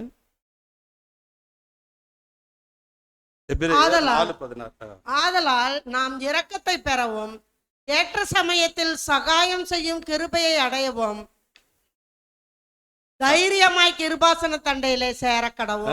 ஆதலால் நாம் இரக்கத்தை பெறவும் ஏற்ற சமயத்தில் சகாயம் செய்யும் கிருபை அடையவும் தைரியமாய் கிருபாசனம் சேர கடவீர்கள். தைரியமா அன்பு சகோதர சொல்ல புதுசு நாம ஜெபம் பண்றதுக்கு மட்டும் தயங்கவே கூடாதுங்க. நான் பாவம் செஞ்சுட்டோம், நான் விழுந்துட்டோம், நான் எழுந்திருக்க முடியாது கொடூரமான நிலைக்கே போயிட்டோம், எந்த சூழ்நிலையிலையும் தைரியமா கிருபாசனம் நிற்கணும். நம்முடைய தகப்பன் அவர் இல்லைங்களா, அப்பா பிதாவின் கூப்பிட புத்திர சுவார் நம்ம கொடுக்கப்பட்டிருக்குது. நாம் அவ்வளோ அறிக்கை செய்யணும், நாம் பாவங்களை அறிக்கை செய்ய தயாராக இருக்கணும். நமக்குள் ஊற்றப்பட்ட ரத்தம் சுத்திகரிப்பின் வேலை செய்யும்போது தைரியமாக இந்த பாத்திரத்தில் பங்கெடுக்கிறதுக்கு முன்பாக நாம் சுத்திகரித்து கொள்ள வேண்டும். அன்பு சகோதர சொல்ல தைரியமாக கிருபாசலில் சேர வேண்டும் அப்படி சொல்லி பார்க்குறோம். இவராக நமக்குள் ரத்தம் பாவத்தை சுத்திகரிக்குன்னு சொல்லி பார்க்குறோம். சரி, ரத்தம் எங்க உருவாகுது? எலும்புல இருக்கிற மஜையில உருவாது. அதுல இருக்கிற குருத்தணுக்கள், மஜையில இருக்கிற குருத்தணுக்கள் பர்டிகுலரா சொன்னா, எலும்புல இருக்கிற மஜையில தான் ரத்தம் உற்பத்தி ஆகுதுன்னு சொல்லி பார்க்கணும். இப்ப நம்மளாம் யாரோட வயிற்றுல வந்தவங்க? நம்ம எல்லாரும் முதலாம் உலகத்தில் செல்லும் ஆதாம பெத்தெடுத்தார் நம்மள. Very good. ஏவாள் வயிற்றுல தான் வந்தோம் நம்மளா, இல்லைங்களா? சரி, ஏவாள் உடம்புல ஓர ரத்தம் யாருடைய ரத்தம்? ஆதாம்ல இருந்தா யாருடைய ரத்தம்? ஏன், எப்படி? எலும்புல என்ன இருந்துச்சு? சகோதர சொல்ல ஆதியாகமம் 17ஆம் அதிகாரம் 26ஆம் வசனம். மனுஷ ஜாதியான சகல வாசிங்க, கரெக்டு தான், வாசிங்க. மனுஷ ஜாதியான சகல ஜனங்களையும் அவர் ஒரே இரத்தத்தினாலே தோன்ற பண்ணி பூமியின் மீதெங்கும் குடியிருக்க செய்து முன் தீர்மானிக்கப்பட்ட காலங்களையும் அவர்கள் குடியிருப்பின் எல்லைகளையும் குறித்திருக்கிறார். பாருங்க, மனுஷ ஜாதி எல்லாத்தையும் ஒரே ரத்தத்துல தோன்ற பண்ணி அப்படின்னா ஆதாமுடைய ரத்தம் தான் ஆதாமுக்கு ஆழ்ந்த நித்திரையை வர வச்சு ஆதாமுடைய எலும்பு எடுத்து அவருடைய துணைய மனைவியை தேவன் உருவாக்குறார், இல்லைங்களா? அந்த எலும்புல தான் உருவாக்குறார். அந்த எலும்புல ஏவாளுக்கு அந்த எலும்பு ஏன் மனுஷனே முடியல எடுத்து ஒரு குளோனிங்ல ஒரு முன்னொரு மனுஷன் உண்டாக்கும் போது தேவன் வேற ஒரு உறுப்பு எடுத்துருக்கலாம் இல்ல, ஏன் எலும்பு எடுக்கணும்? அப்படின்னா எலும்புல என்ன இருக்குதுங்க? ஜீவன் இருக்கு, ரத்தம் இருக்குதுங்க. சகோதர சொல்ல ஆதாம் ஒரே ரத்தத்துல எல்லாம் வரணும் மனுக்குள்ள ஃபுல்லா. அதனால என்ன பண்ணார்னா அந்த எலும்பை எடுத்து ஏவாளுக்குள்ள உண்டாக்குனார். சகோதர சொல்ல ஆதாமுடைய எலும்புல தான் ஏவாள் உண்டாக்கப்பட்டாங்க. அந்த ஒரே எலும்பு தாங்க. அந்த எலும்புல அந்த ரத்தம் ஆதாமுடைய ரத்தம் ஏவாள் சரீரம் ஃபுல்லா போகுது. அப்படி இருக்கும்போது அன்பு சகோதர சொல்ல இப்ப 2ஆம் ஆதாம் இருக்கிறார். யாருங்க அவரு? நம்முடைய ஆண்டவர் கர்த்தராகிய இயேசு கிறிஸ்து. 2ஆம் ஏவாள் யாருங்க? சபை. இன்னும் நம்ம நெருக்கமா வரலாமே, நாம தான் சொல்லாம சபை தான், இல்லைங்களா? சபை. சகோதர சொல்ல இது 2ஆம் ஏவாளா இருக்குது. இப்ப ஆதாமுக்கு என்ன பண்ணார்னா ஆழ்ந்த நித்திரையை வர வச்சு எலும்பு எடுத்தார். 2ஆம் ஆதாமுக்கு சரி அதே மாதிரி எலும்பு எடுத்தார், ஆழ்ந்த நித்திரை வர வச்சார். சகோதர சொல்ல கர்த்தராகிய இயேசு கிறிஸ்து எப்ப ஆழ்ந்த நித்திரை ஆனாரு? நித்திரைகள் எப்ப போனாரு? மரணம். அவர் மரிச்சதுக்கு அப்புறம், இல்லைங்களா? 3 நாள் தான், இல்லைங்களா? அந்த மரணம் தான் சகோதர சொல்ல அதன் மூலியமாக நாம் கர்த்தருடைய கர்த்தருடைய பலி, அவருடைய ஈடு பலியை வச்சு அவருடைய மரணம், பாடுகள், கர்த்தருடைய ஜீவன் இதெல்லாம் பார்க்கும்போது அது மேல விசுவாசம் வச்சோம். எலும்புக்கு அடையாள பாசம் என்னங்க? விசுவாசம். எலும்புக்கு அடையாள பாசம் விசுவாசம், இல்லைங்களா? புது சிஷ்யை ஏவாள் 2ஆம் ஏவாள் எதில் உருவாக்கப்பட்டாங்க? விசுவாசனால் நீதிமான், இல்லைங்களா? விசுவாசம் நீதிமான் நிலைக்கு வந்திருக்கு நம்ம.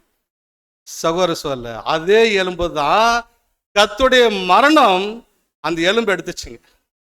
அதை விசுவாசிக்கிற விசுவாசிகளாக ஏவாள் 2ஆம் ஏவாள். சகோதர சொல் நாம் அவர் ஆழ்ந்த நித்திரையில தேவன் எடுத்தார், இந்த எலும்பு எடுத்து இந்த மனுஷன் உண்டாக்குனாரு.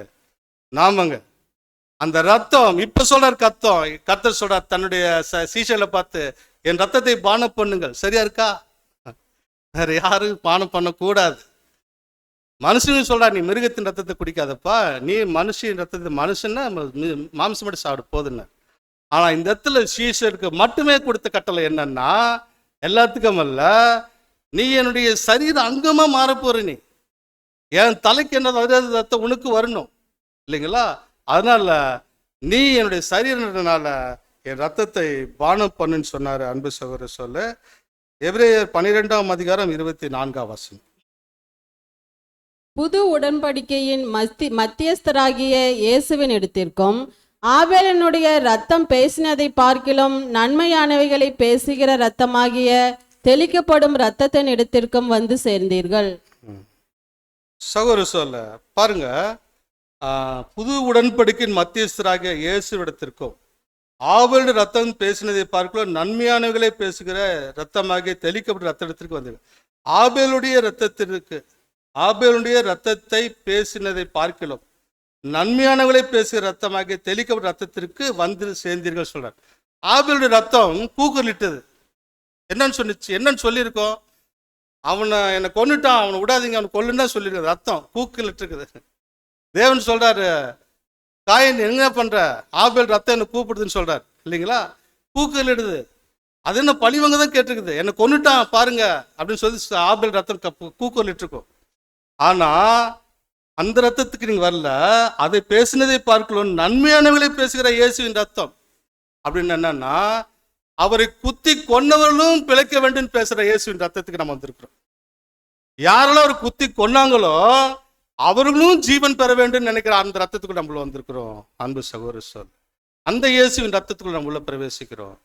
அன்பு சகோதர சொல்ல இவராக இயேசுவின் ரத்தத்தை சாதாரணமா நினைச்சிட வேண்டாம். இந்த பாசோல நம்ம கடந்து வர ரத்தத்தை நம்ம திராட்சை வரும்போது சாதாரணமா நினைச்சிடாதீங்க. நமக்கு மட்டுமே ஸ்பெஷலா கொடுக்கப்பட்டது, வேற யாருக்குமே கிடைக்காதது. அவ்வளவு பெரிய பாக்கியவன் இந்த உலகத்துல நாம தான். அந்த ரத்தத்தை எடுக்கும்போது உம்முடைய ரத்தம் எனக்கு மட்டுமா அந்த மாதிரி நம்ம பருகக்கூடிய அந்த பாக்கியம் பெற்றவர்கள் அன்பு சகோதர சொல்ல. அப்படி இருக்கும்போது நாம இந்த ஜீவனை பெற்றுக்கொள்ளதான் வந்திருக்கிறோம், அளிப்பதற்காக நாம் வரவில்லை. அன்பு சகோதர சொல்ல, எப்போ நம்ம ஆவினால் ஜெனிப்பிக்கப்பட்டோமோ அப்பொழுதே நமக்கு ரத்தம் தெளிக்கப்பட்டாச்சு. சகோதர சொல்ல, ஆவினால் ஜெனிப்பிக்கப்பட்டவர்கள் என்ன பண்ணுவாங்க? ஆவினால் சப்ஜெக்ட் அடிப்படை சதத்தில் கேட்டு பாவத்தை எதிர்த்து போராட ஆரம்பிச்சிடுவாங்க உடனே இல்லைங்களா? அப்ப ரத்தம் தெளிக்கப்பட்ட என்ன அடையாளம்னு பார்த்தீங்கன்னா அன்பு சகோதர சொல்ல, அந்த போராட்டம் தான். அன்பு சகோதர சொல்ல, அந்த போராட்டம் நம்முடைய வாழ்க்கையில தொடருதா அப்படின்னு சொல்லி நம்ம பார்க்கணும். இன்னைக்கு புது சிஷ்யா நம்ம வருஷம் இந்த மரணத்தை நினைவு கூற நாம் சகோதர சொல்ல, நாம் இந்த போராட்டம் நமக்குள்ள இருக்குதா நம்ம செக் பண்ணணும். நாம் ஜெனிப்பிக்கப்பட்டவங்களா செக் பண்ணணும். இந்த ரத்தம் நமக்குள்ள செயல்பட்டு கொண்டிருக்குதான்னு சொல்லி நாமே செக் பண்ணணும். அன்பு சகோதர சொல்ல, அப்படி இருக்கும்போது இது தேவனுடைய பார்வையில் விலையேற பெற்ற அந்த மாபெரும் அந்த திட்டத்துல நாம் இணைக்கப்பட்டுக்கின்றதை மறக்காமல் சகோதர சொல்ல, நாம் இந்த பஸ்கால பங்கடையணும். அன்பு சகோதர சொல்ல, உலகத்தில் சொல்லுவாங்க இல்லைங்களா, இயேசுவின் ரத்தம் ஜெயம். அது உண்மைதாங்க, இயேசுவின் ரத்தம் ஜெயம்தான் இல்லைங்களா? அன்பு சகோதர சொல்ல, அந்த மாபெரும் பாக்கியம் பெற்ற பாக்கியவான்களாக நாம் இருக்கிறோம். நமக்குள்ள ரத்தம் போகவில்லை என்றால், ரத்தம் போகாத பகுதி என்ன இருங்க, மறிச்சிரும் சகோதர சொல்ல. அதனால நமக்குள்ள ரத்தம் உள்ள பிரவேசிக்கதான் நம்ம அனுதினமா செக் பண்ணணும். இயேசுவின் ரத்தம் பாயப்பட்ட நாம அந்த ரத்தம் நமக்குள்ள செயல்படுதான்னு சொல்லி நாமே ஆராய்ச்சி பார்க்கணும். அன்பு சகோதர சொல்ல, நாம் தேவனுக்கு ஒரு மாபெரும் சிறப்பான ஒரு காணிக்கையை நம்ம பலியா கொடுக்கணும். தேவனுக்கு நம்மளுடைய சிறப்பான காணிக்கை எதான் கொடுக்கலாங்க தேவனுக்கு? இப்ப நம்மளுடைய ஒரு உச்சிதமான ஒரு பொருளை தேவனுக்கு காணிக்கை கொடுத்தா என்ன கொடுக்கலாம்? நம்மளதான் கொடுத்துட்டோம், வேற நம்மகிட்ட ஒரு என்ன காணிக்க, நம்ம ஒரு ஸ்பெஷல் என்ன கொடுக்கணும், என்ன கொடுக்கலாம்? ஜீவன். இல்லை கரெக்டாக தான் சொல்றீங்க, இன்னும் நல்லா ஷார்ப்பான எதிர்பார்க்குறேன். சகோதர சொல்ல, கர்த்தர் சொல்றா இல்லைங்களா, என் சித்தம் இல்லை உன் சித்தம் செய்ய வந்தேன்னு சொன்னார் இல்லைங்களா? அப்ப அவருடைய சித்தம் செய்யறதுக்கு தடையா இருக்கிற நம்மளால விட முடியாத ஒரு பழக்கத்தை, தேவனற்று பிரிக்கக்கூடிய அந்த பழக்கத்தை விட்டு அதை தேவனுக்கு நாம் காணிக்கையா கொடுக்கணும்.